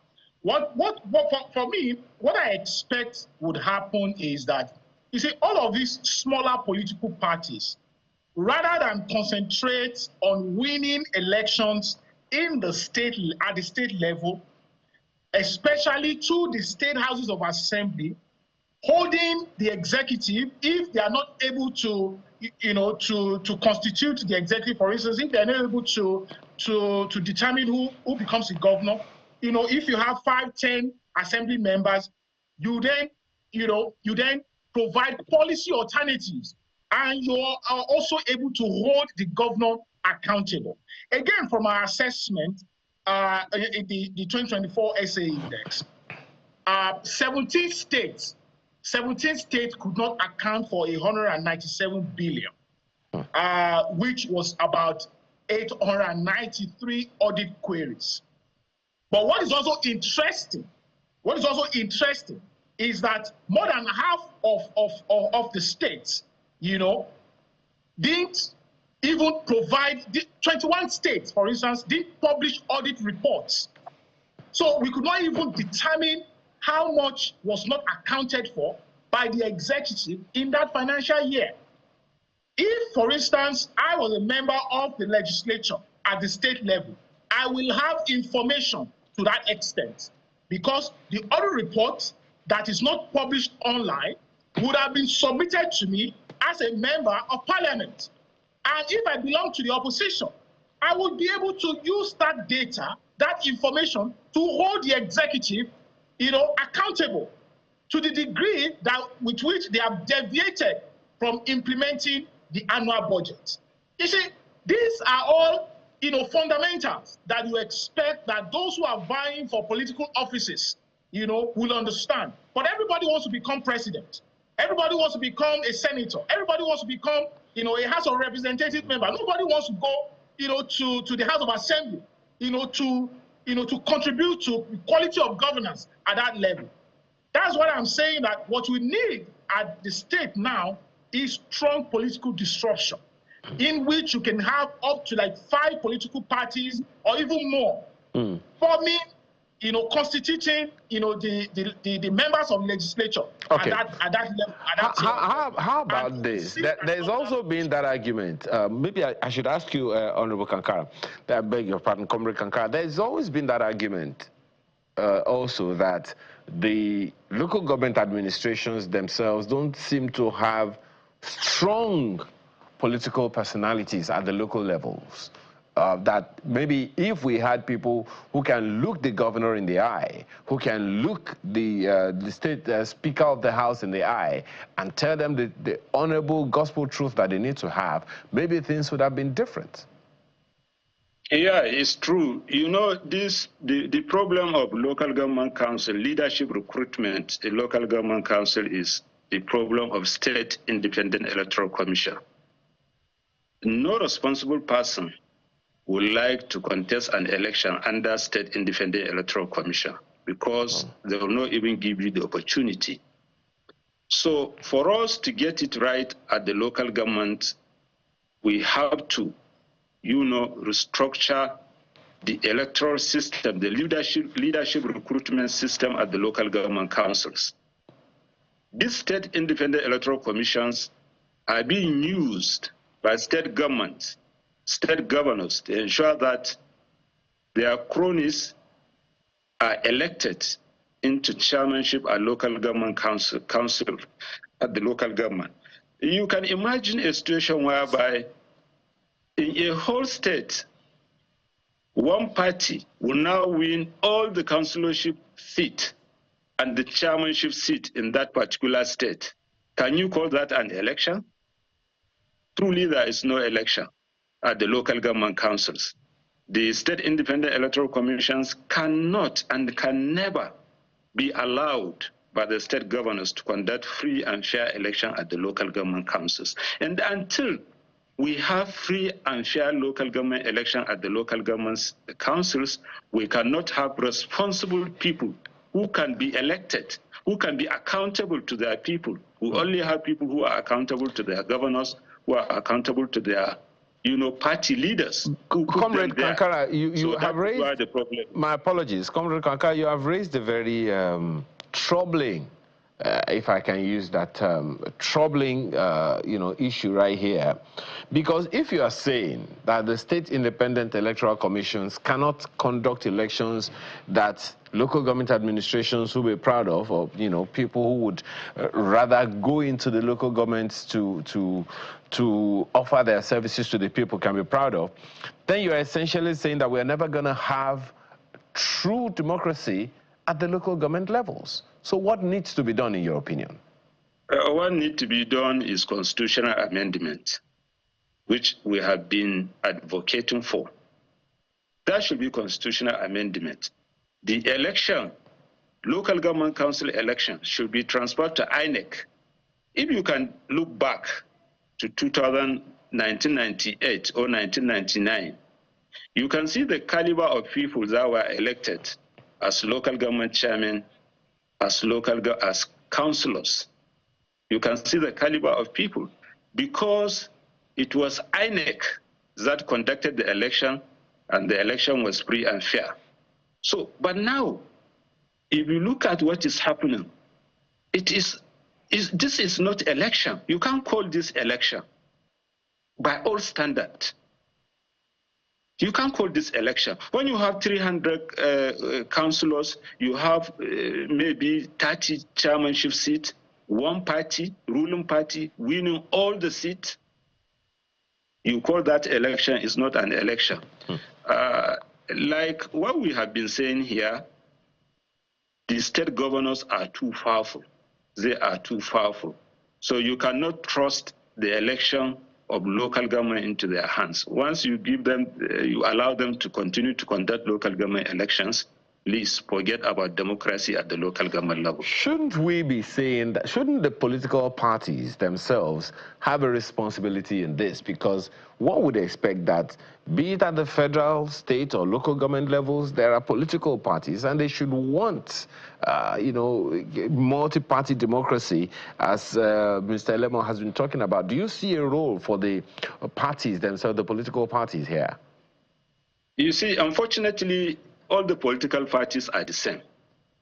They are also guilty. If you go to where APC is ruling, if you go to an APC state, you'll see that there's something is happening. If you go to a PDP state, you'll see that there's something is happening. If you go to Afghan state, something is happening.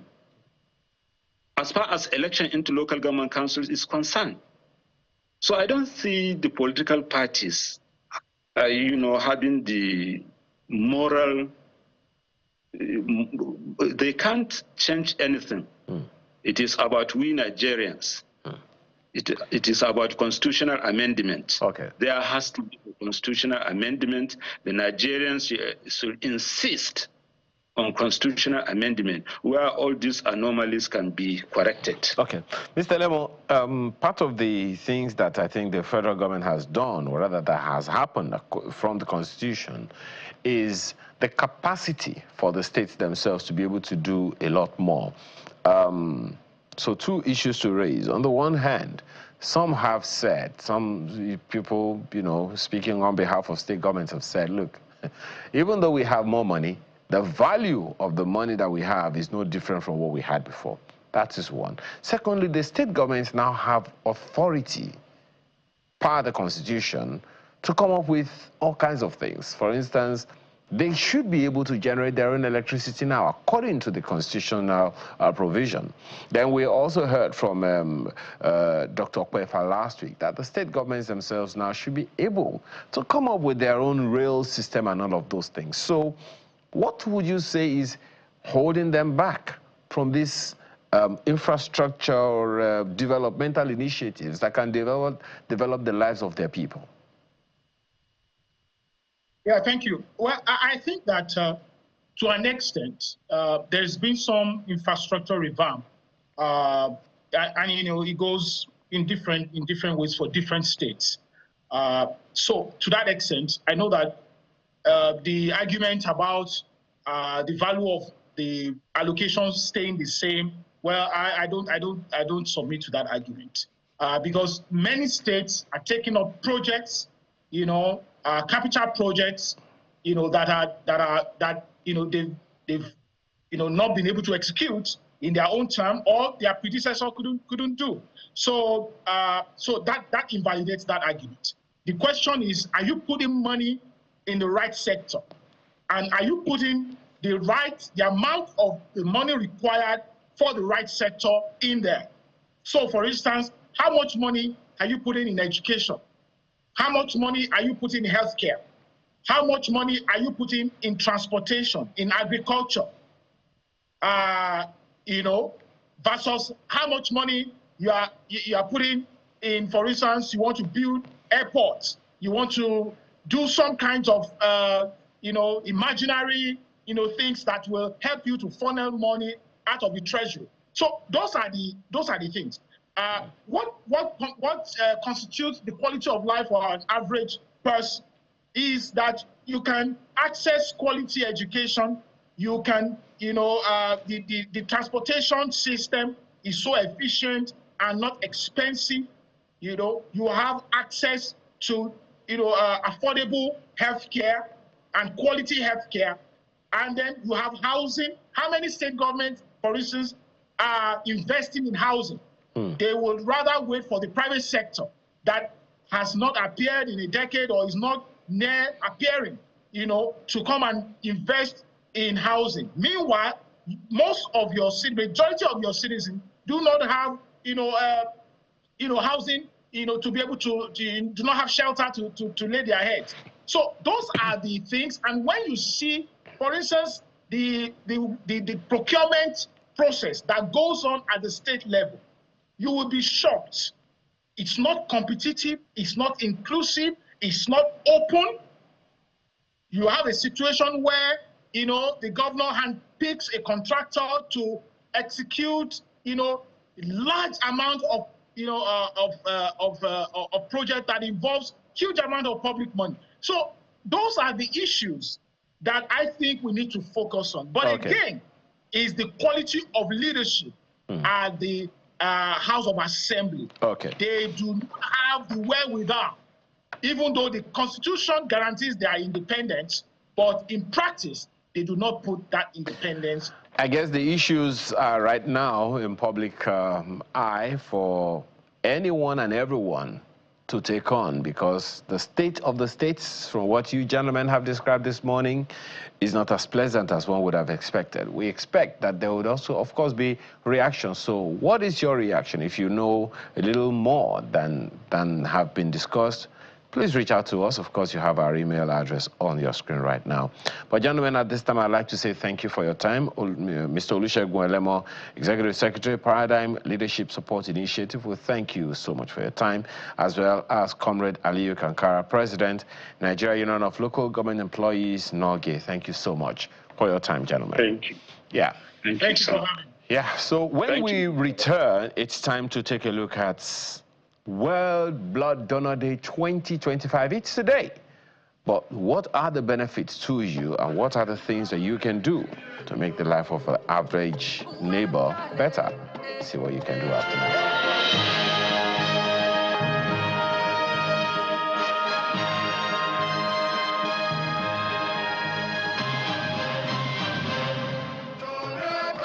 All right, thank you so much for staying with us. Now, today is World Blood Donor Day, and the theme for this year is Give Blood, Give Hope. Now, it is expected to highlight the emotional and life-sustaining power of blood donations, showing how a single act of generosity can give someone another chance at life. Now, we're privileged to be joined this morning by the Executive Secretary of the Lagos State Blood Transfusion Committee, who is also a renowned consultant hematologist with over 14 years of expertise in the field. Dr. Bodrin Yoshikumaya joins us this morning. Thank you for your time. Thank you for having me today. The theme is Give Blood, Give Hope. Together we save lives. If we start out. Together we save lives. Now, the conversation this morning is about the benefits of why should anyone give blood? Why must I give blood? Why must the average Nigerian who thinks that they are too hungry, they are too poor, give blood?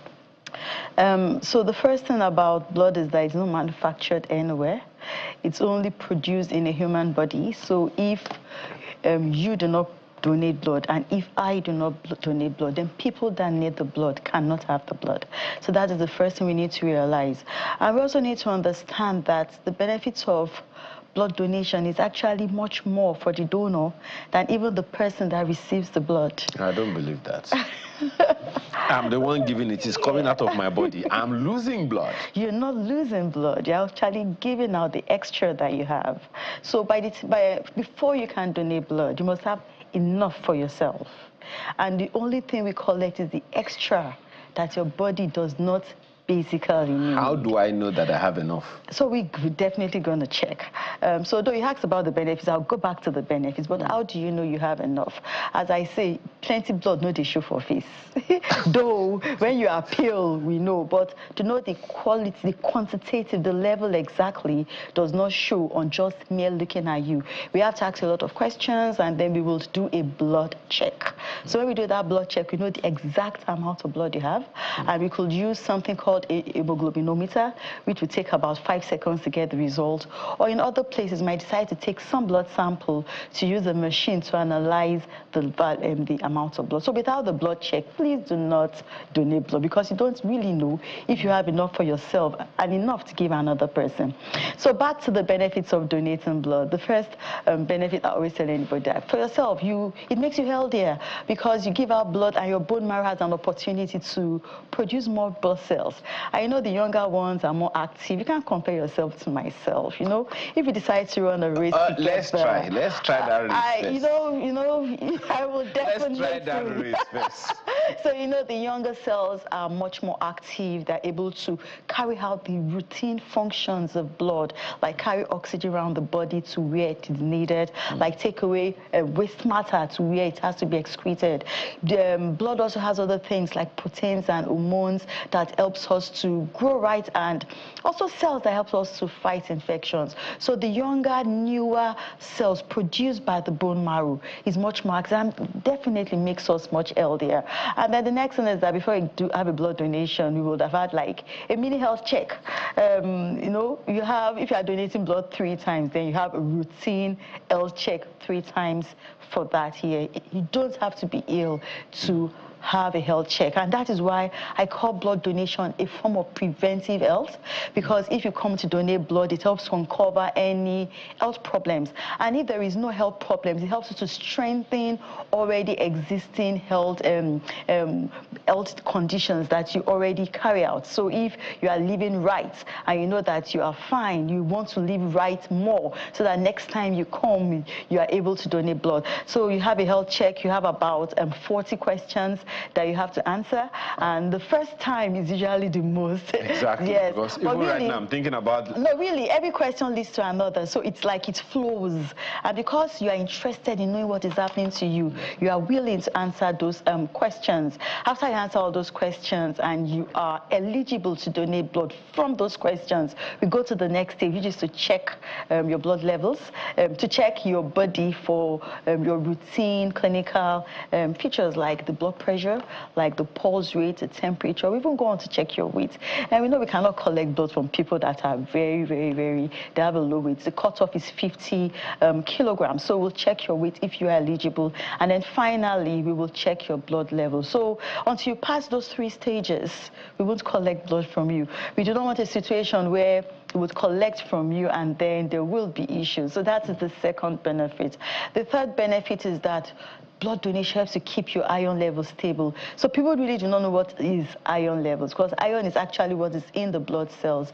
And studies have shown that people that have that stable iron levels have a lower incidence of cancers and also have a lower incidence of cardiac diseases and strokes. And with the way people slump now, I'd rather be a routine regular blood donor than for me to keep the blood to myself and then I fall ill. So you see, it's a form of preventive health. If donating blood regularly will prevent or will give me less risks of having cancers and less risks of having cardiac diseases and stroke. You can see that blood donation is actually much more than an act, but a preventive health activity. Now, from your experience, what are the challenges that people have, that you have had in the process? What are the things that you have heard from people that prevent them from donating blood? So the first is ignorance. I think that is a major word, that people are quite ignorant of the acts, the benefits, the reasons, and those that need blood. And it all boils down to the fact that there isn't adequate sensitization. And no matter how much we do, we need to go all out to tell it all about blood donation. So we are not doing enough with that. If we're doing it every day, then the myths and cultural false beliefs that people have could be dealt with. So one of the things I've heard is, the first thing is, I don't have blood.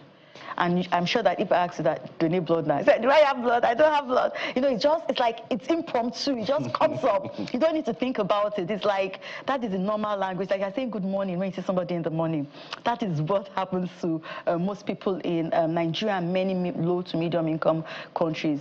Donate blood. I don't have blood. But really, you never can say if you have enough blood until we check. Another thing is, if you donate blood, it could be used for fetish things. But I'm happy that it's not as common as before. People are becoming more enlightened. I've heard that blood is related to infertility. Oh, this is one that really scares a lot of men. Men really want to be fertile, and there really is no relationship between blood donation and infertility. Really, it's a whole different ball game. We've also had that blood donation takes a lot of time, and yeah, it could be a myth, it could be wrong, it could be right. As voluntary blood donors, because you have to answer those questions. If you're answering it for the first time, it might take you a while for the first time. But actually, the time between the time the needle gets into your skin and when the blood bag fills up, it's really about 5 to 7 minutes. And really, that isn't so much time to save a life, to save 3 lives, and as well to save a nation, you know. And so it really does not take that much time. Another one that also is very common is when I donate blood, I can't go to work. Please, you can't go to work when you donate blood. Really? Just to tell you that I shouldn't do any strenuous then. So if you work in the factory, for example, we'll advise that you should probably take the day off, or you should do your job before coming. Okay. Yeah, and things like that. So there are many things we hear out there. Okay. Now, there's one that perhaps would be of concern. Someone is at work, not doing strenuous work, and has a 1-hour break at the office. Yeah. And the person will say, okay, I can do this between 12 and 1. However, so where do I donate blood? Yeah, that really is, used to be an issue, but I think it's getting better. So all the Lagos State Blood Transfusion Service, or committee rather, has 3 voluntary blood donation centers. So you can come to our headquarters at Bagada General Hospital, where everybody is right now. You can go to the voluntary donation center at General Hospital, Lagos. You can go to the one at Lagos State Accident and Emergency. You can also go to every state public facility, that's the secondary public facilities, all the general hospitals, they all have blood donation centers. And finally, you can also go to LASO, that's Lagos State University Teaching Hospital. That is with respect to the public facilities.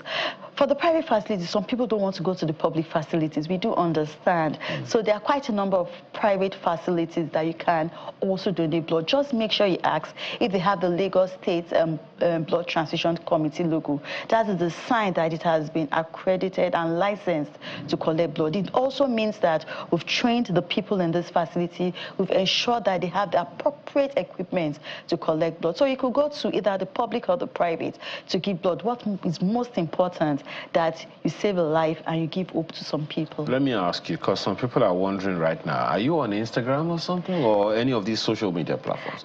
Just so that people can get all of this information. I'm pretty sure that someone is probably driving now at a party or going to a party and watching you right now, so there's no way to put it. Is there a way to contact, you know, your organization to say, okay, we would like to donate? Yeah, we are on all, most of them. We are on LinkedIn, we are on Instagram, we are on X, and we're on Facebook. So just type Lagos State Blood Transfusion. You will see it as Lagos State Blood Transfusions, or Lagos Blood, or you will see it as Give Blood. So we have that's all related to, yeah. So just look out for the Lagos State logo too. That's mapped as in the logo of Lagos State. It is actually there. That is how you can distinguish it from any other handle that is related to blood. Now, you raised another issue that people have to look out for that logo. Yeah.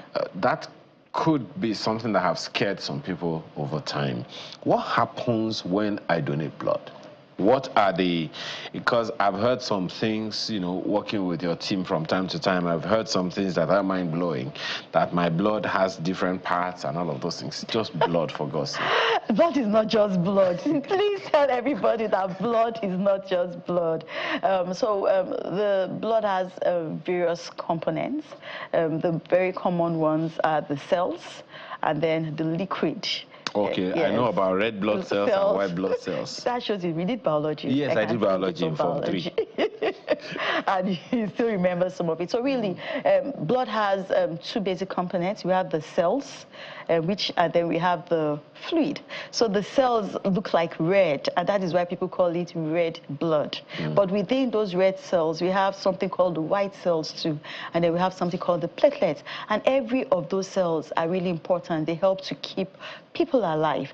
And then the fluid part, which is like yellowish or straw-colored, is what we call the plasma. So when you donate blood, I'm sure you've heard of that saying, that slogan that says, a unit of blood saves 3 lives. Yes. Yes. So that unit of when you donate blood as a blood bag, we separate it using something called a centrifuge. So it moves very fast so that the blood can settle at different specific gravities, or at different weights.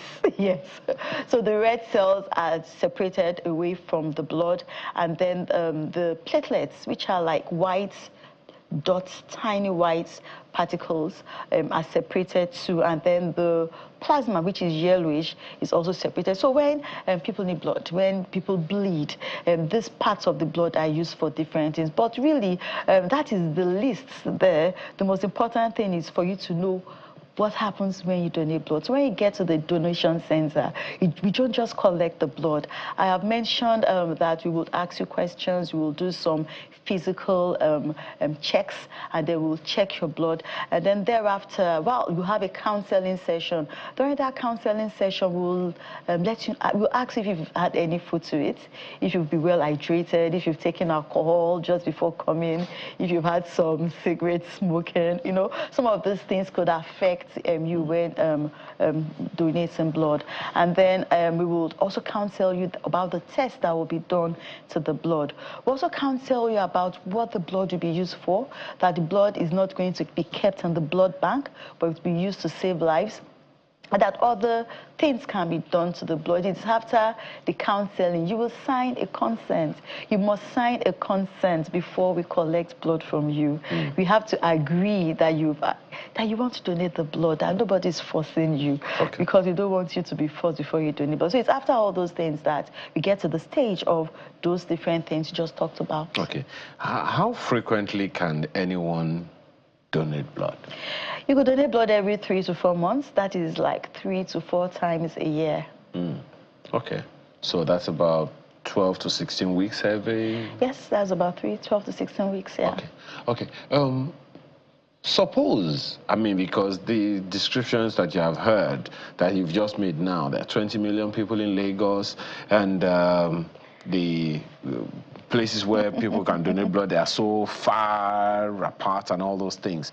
What if another organization or a group of organizations decide, you know, maybe we should have this, you know, situation where we invite your body or something to say, come, we have about 100 of us or 200 of us that want to donate blood, and they set a day for it. Is that possible? Yes, that's possible. You will be surprised that about 70% of the blood collected at the Lagos Blood Transfusion Committee is taken outside the facilities. So we have the capacity to go to your companies, your organizations, your birthday parties, anything you want. As long as you invite us, we have the capacity to go there to collect blood.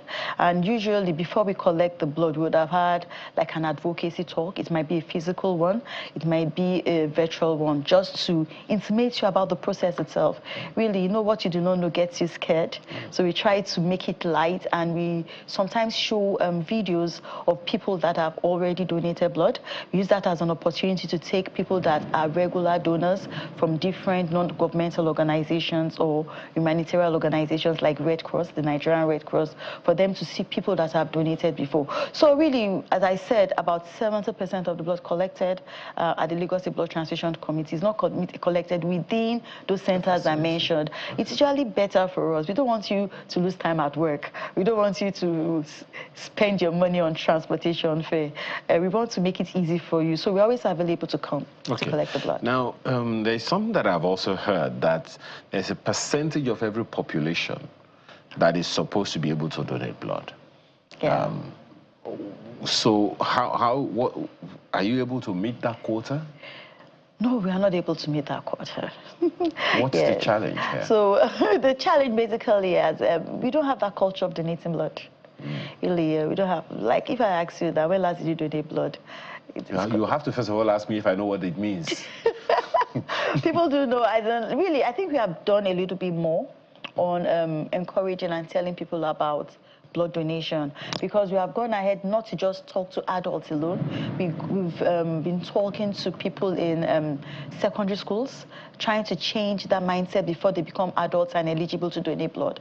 So more is being done, but really we don't have that culture of donating blood. And if you don't have that culture, and if you have you have that mindset that you cannot donate blood even without checking, it becomes a little bit difficult. We have to continue and repeat that sensitization and advocacy over and over again.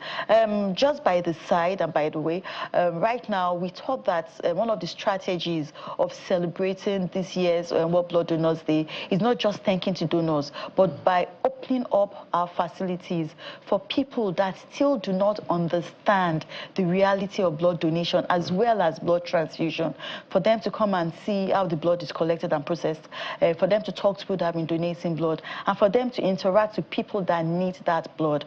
So the best way to change that cultural mindset is for them to experience it, and that is one of the strategies. So really, if we do not experience the need, then sometimes that culture cannot be broken. Okay, now, what are some of the challenges your organization also has in the process of getting this done? Well, it's just for inadequate sensitization and awareness, really. Okay. Yes, that's the basic thing, and that's the basic thing. Someone is writing, this is Isang Daniel from Jos, says, and I quote, sent us a mail, "I took a donor to donate blood for my daughter yesterday in a federal government hospital, but I still paid them," that's the hospital, 19,000 naira. Well, I do not know about the federal government. Of course you don't know, but really, in Lagos State, which I can speak confidently for, if you go to the state hospitals in Lagos State, you do not pay to donate blood because it is free. The government will process the blood, and usually it's the recipient that still pays out of pocket for the test done on the blood. So usually when money is paid for blood in this part of the world, it is not paid because you are for buying the blood. You are paying the money to test the blood for infectious diseases like HIV 1 and 2, hepatitis B, hepatitis C, and syphilis. You're paying for the consumables, which are all imported, that is used to collect the blood. For example, I do not know anywhere in Nigeria where blood bags are produced. I'm still looking for it, and I'm encouraging manufacturers to get their equipment together to try to produce some of these consumables indigenously. You also pay for the compatibility test. Donating blood does not mean it is compatible to the person that is going to be transfused. And that is why people have blood reactions. So we need to test the blood, which takes between 45 minutes and 1 hour, to be sure that whosoever is going to receive the blood is able to have the blood without any form of issues. And that is what a compatibility or a cross-match means. Apart from that, blood must be kept in cold chain. And it means that we have to buy the equipment, that's the blood bank refrigerators, the cold transport bags, the ice packs. And so what you pay for is what is used to test these infectious agents for the cross-match, as well as keeping the blood in the right medium to keep it safe. So to be clear, what you're saying is that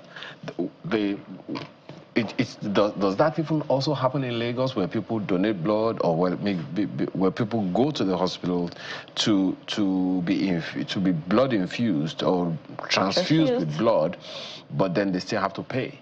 Well, if you are going to be transfused with blood, you need to pay for the tests. Okay. That is what we do for now. Though we have some people that do not need to pay for the test. So Mr. Governor magnanimously has been paying for blood for people that have sickle cell disease, for people that have been involved in accidents, for people that have been involved in disasters and things like that. So if you go to the accident and emergency, for example, you don't pay for the blood use. If you have sickle cell disorder, you come to any of the Lagos State Blood Transfusion Service Centers, you do not pay for those tests. The government pays for it, but usually on the condition that the blood must be available. So with all the policies, with all the funding for this particular policy too, if there is no blood, then we cannot implement it. And that's why we try to tell organizations that, for example, what Sickle Cell Day is coming.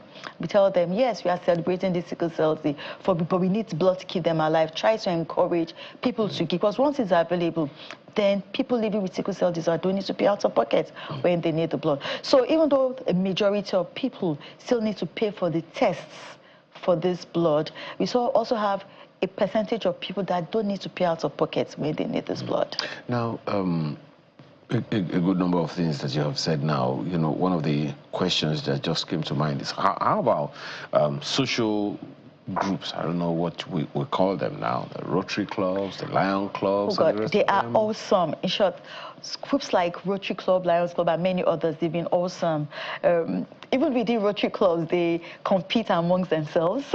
Oh, please, we're going to save more lives in this particular chapter than this. Amongst Red Cross, humanitarian organizations too, they try to encourage some form of competition whereby we give awards. They give awards to themselves per catchment area, just to encourage regular blood donation. We have a lot of them. We have some of these groups that also encourage their members to use blood donation as a form of celebration for their birthdays, for their anniversaries. So really, they've been awesome. And as I said before, like 7% of blood is collected from external drives, and these are the people that organize these drives for us. They work with all, they also work, they're like a third party between the bigger corporate organizations and ourselves. Okay, so if you would be making one appeal now to the person watching you and listening, particularly today, World Blood Donors Day, what would be your appeal to them? I want to appeal to you to be the reason to make a family smile. I want to appeal to them to spend some time to go to the hospital wards and see how people are hopeless because they cannot have either the blood group that they want, or they don't have their full amount of blood as in the numbers of units that they want. They need to see family members cry and be sad. That sometimes it's not about even having the money to care, but that blood that cannot be manufactured from anybody is not available. So donate blood and give hope and make somebody smile. Thank you so much for your time this morning. Dr. Bodri Shikumaya is Executive Secretary of the Lagos State Blood Transfusion Committee and a consultant hematologist. We appreciate your time this morning. Thank you. Well, it is not a laughing matter, that much I can tell you, but that's what's likely to happen when we close out with the next segment. Stay with us.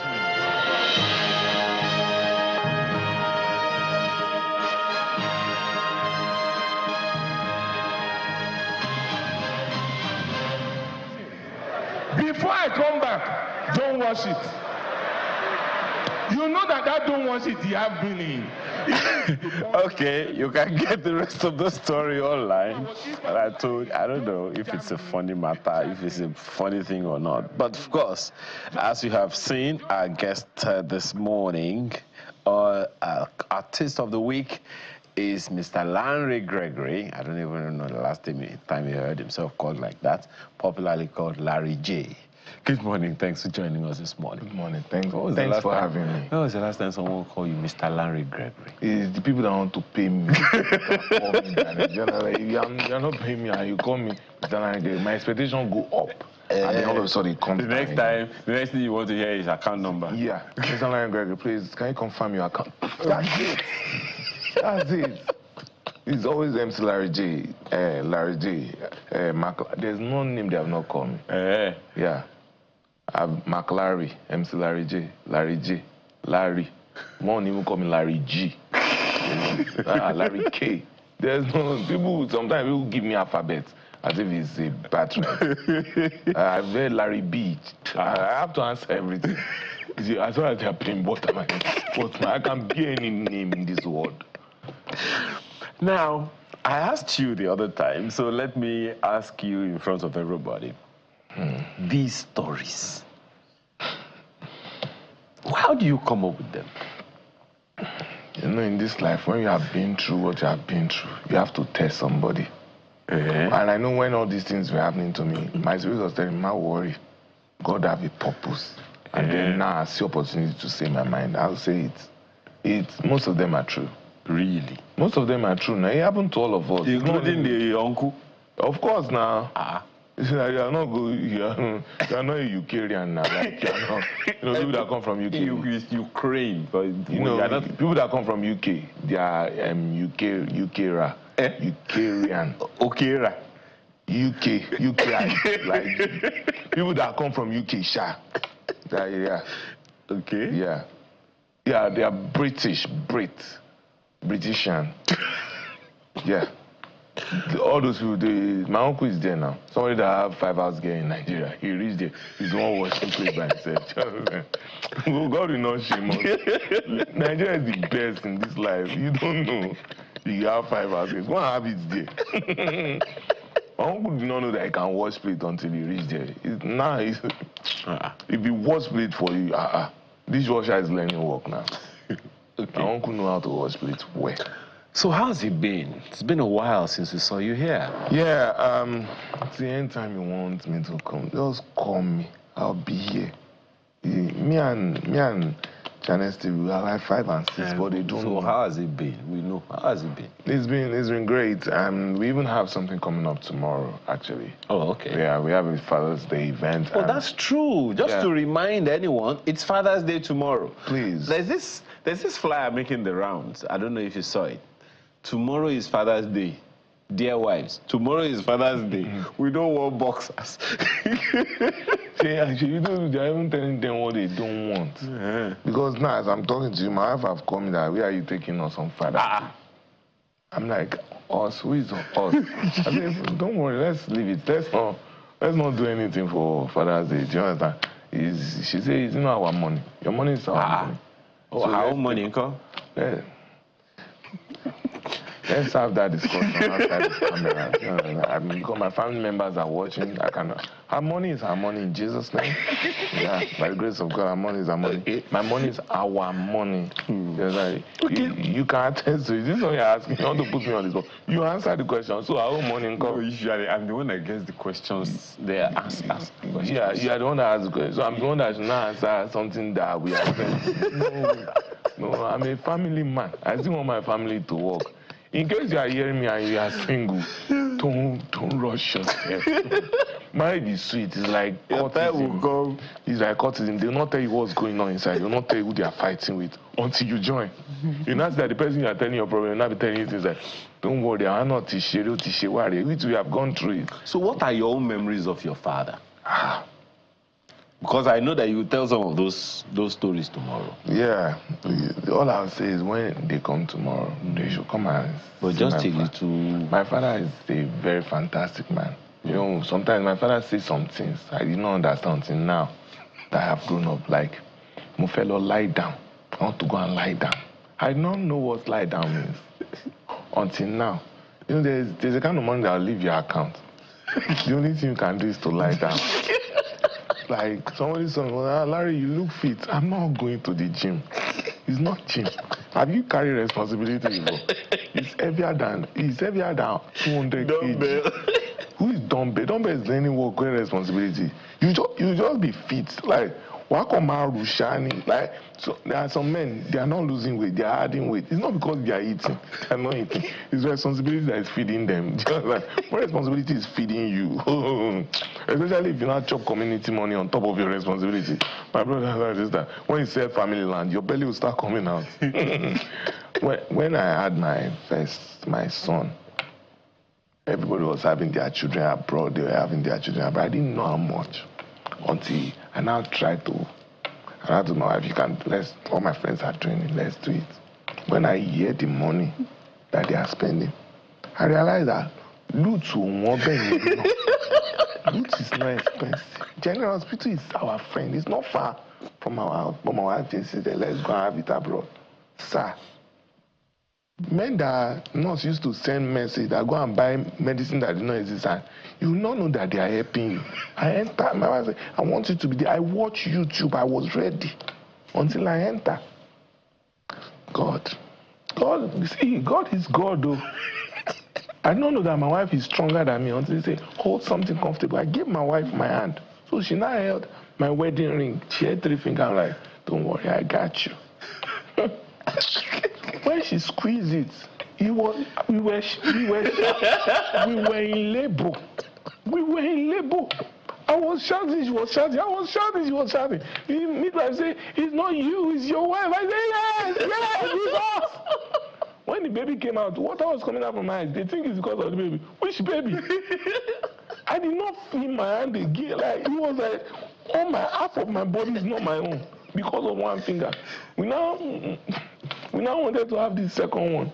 See, in case you are hearing me, you are a second child, forget. They did not plan you. You are a surprise.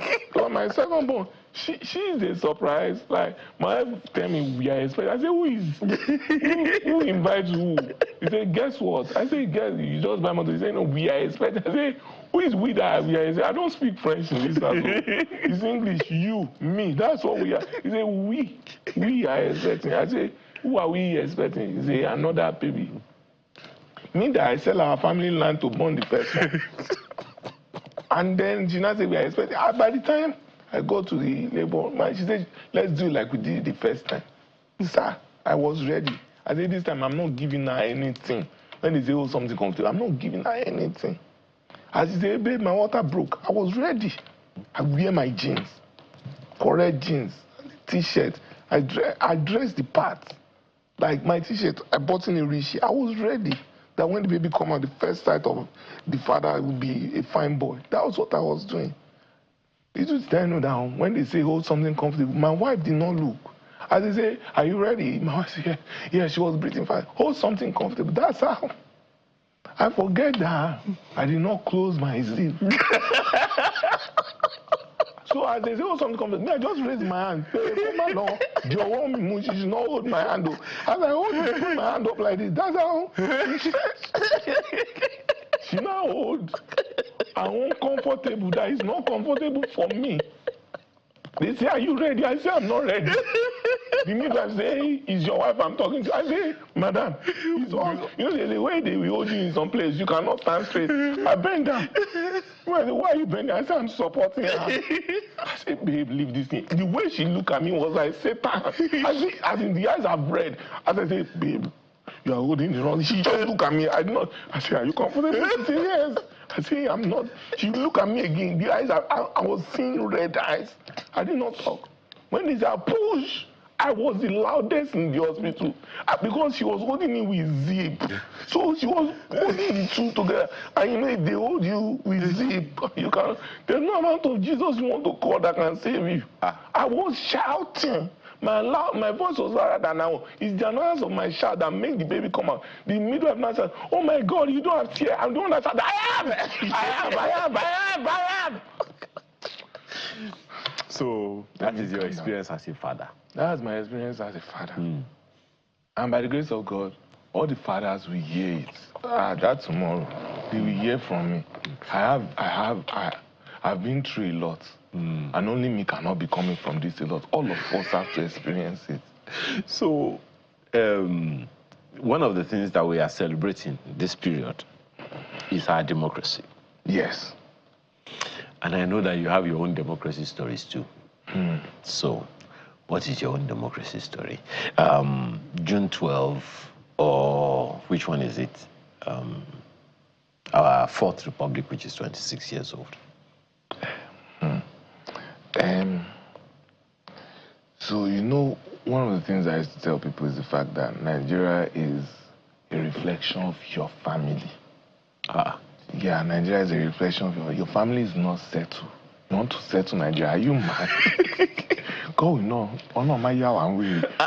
You know, the men that are coming out to say, yeah, let's They don't have democracy in their house. You are looking for it outside. No, let's be frank with ourselves. There's no freedom of speech. Oh yeah, now your wife talk your own back. Yes. No. There are some things your wife will say that the response, for example, practical example, she have freedom of speech. You give your wife, you tell your wife you are going out. Your wife now say, let's carry cooler. Then she now carry cooler. She got to the place. She now opened the cooler and say, babe, there's no water inside. We forgot to put water. Who asked for the cooler? She's the one. You cannot say, why did you? Why? The first thought is, your head is not correct. You don't know that you're supposed to put water inside. But you cannot say that. Why? It's freedom of speech. Freedom of speech. Nobody that has said it and their marriage is still working. Nobody has said it and their marriage is still... You know, there is a way that you... Alaji Dangote can say it and nothing will happen. Yes. What did you call him? Say my name is Dangote. And my name is Alaji. Say my name is $100. Even those people say they cannot say it. They cannot say it. Say the news have carried her, their wives say anything. No, they respect themselves inside. It's outside they can't say anything. Inside, every man keep quiet. Some women don't know the power they have over their husband. See, any house that you see that the husband is the commando and chief commander in that marriage is not working. Okay, let's say the truth. The democracy there is not working. In the home. The democracy is in our hearts. It's not in the outside. That's why we argue football more than we argue with our wife. The way you argue football, argue with your wife like that. Let's see what happens. The footballers are not in my house now. Let's assume your wife is the opposite teammate. Argue with her. The way you argue with your guy. Let's see what happens. Let's not. But my own take about democracy is the fact that people should treat. We forget that we take this country as a different entity, rather than remembering that we are the country itself. Do you understand? Your neighbor will do something bad to you, still blame the government for it. No, Baba. It's not government, it is you. So until we take responsibility for our actions and for the things that we do, we will keep blaming democracy. I will say democracy is not being fair enough. Now, there is something that I've heard, thank you for that, by the way. There is something that I've heard your colleagues say, where you are seated, but originality of jokes. And in fact, I don't remember who it was that was telling me here, one very prominent comedian coming here saying that sometimes comedians fight backstage after sharing each other's jokes. Is it true? I will not say it's a lie. That's a political answer. I will not say it's a lie. Allegedly. I love that English word. The way I've been using it in my family now, you won't believe it. My wife said, babe, there's a missing meat in the pot. I said, allegedly. I saw it too. But allegedly, I did not know that was what I ate. Oh, but I allegedly thought it was bread. What's bread doing in the soup? I said, maybe I swallow it allegedly. We cannot categorize it, but my wife don't trust me and meat.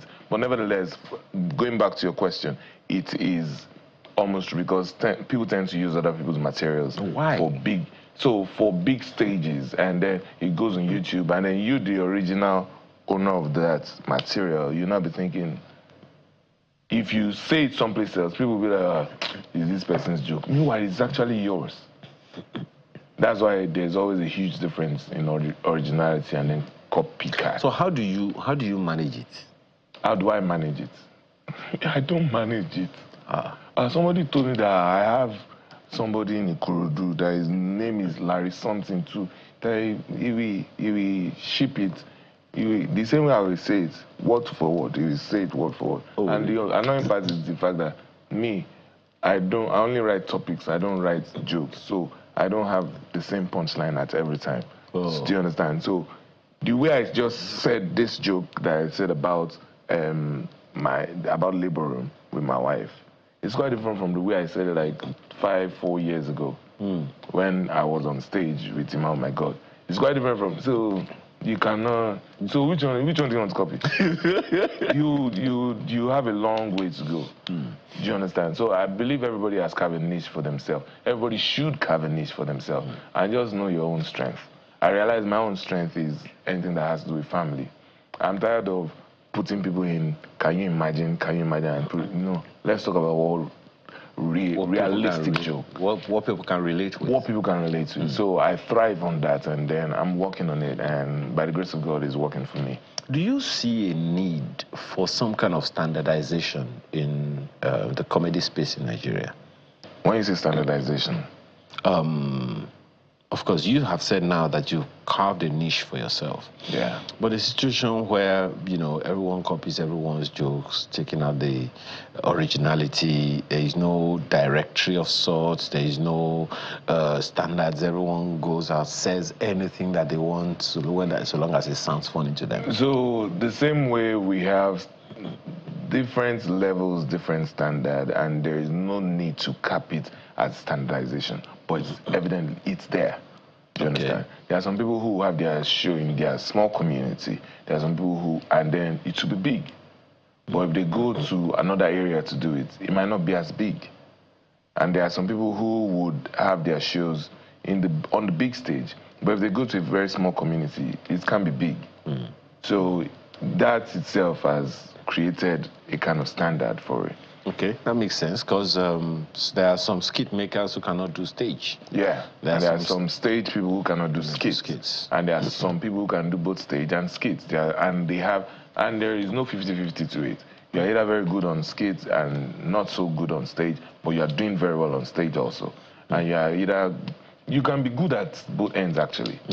So me, I don't see myself as a skit maker. I see myself as a storyteller, more like a storyteller. So I don't want to use the word monologue, but it's like a monologue, like it's just me and the camera. So it's quite different from a skit maker. 2 minutes we have left now. What are we to expect tomorrow? And where, by the way? Okay, so I'm using TCN Lekki, that's Covenant Nation. I'm using their auditorium Lekki, and it is free. It is free because it's Father's Day, and I'm a father. And I pay school fees. I'm paying school fees for a living. Do you understand? Because as we are making money, I'm paying school fees. My children hear English more than me, but yeah. I'm paying school. That's the reason why the class teacher even wrote a letter to my wife saying that my son needs improvement. And then my wife was shocked, like, where? And then she read, and they said, because his assignment is always very poor. Do you understand? And did not know that. I don't know at the time. My wife was not asking me that, what should we do? That his assignment, that is all his homework that he's always doing is always not so good. It's very poor. And the teacher is not. I don't know how to tell her that I'm the one that is helping him do the assignment. So, by the grace of God, all the father cannot be passing. Do you understand? Because it's not that expensive. No, your dad would tell you that he was always. All our daddies were first in their class. They were first in their class. Have you carried last suggesting that you are now thinking, is our landlord my real father? Do you understand? My mother said carry first, my daddy said carry first, but yet you are not seeing the first. You will read, you will not enter. And the only reason why I'm doubting is because my brother is carrying first, all my siblings are carrying first. I'm the one that is always first to call last. Do you understand? Have you done exam and your daddy know that you cannot pass it? And then he's like, anything you do, they will not catch you in Jesus' name. Because he has to pray. Because you know that as I read, he not enter. Oh my big last. He just pray of let my people go. But tomorrow will be fun. At TCN Lekki, 4th roundabout. And please, all you need to do is just go to www.mclarryj.com. Feel this thing, and so we can just register to go in, not gate fee. Okay. And then we're giving them food and drink. The first 500 people will get food and drink. The fathers that are coming.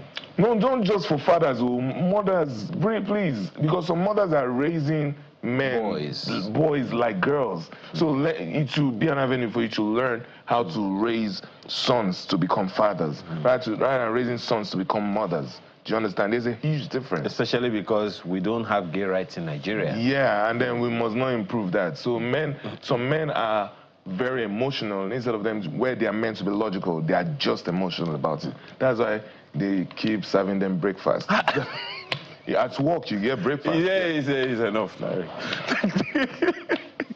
MC Larry J. Thank you so Larry much. Gregory, thank you so much for your time. By the way, your Instagram handle is? At MC Larry J. Okay. At MC Larry J. Okay. MCLARRYJ. We know how to spell Larry. Do you know people put J-A-Y? I'm not J-A-Y. I'm just J. Or MC Larry J. Maybe that would sound right. MC Larry J. Not J. All right, thank you so much for your time this morning. Thank you. And Larry J. Closes out the show for us today. Thank you for the privilege of being a part of your Saturday morning, and I hope it has been worth your while. It's not noon yet, so it's still morning. Tomorrow is Father's Day. Have a wonderful rest of your celebration, and if you have not bought something for Daddy, do it now. Not just a phone call, not just credit. Let them come. Okay? Don't buy credit. Thank you very much. They say you should come, so please. Come for the show. Come Amaya Makide, once again, have a wonderful rest of your weekend. Bye for now.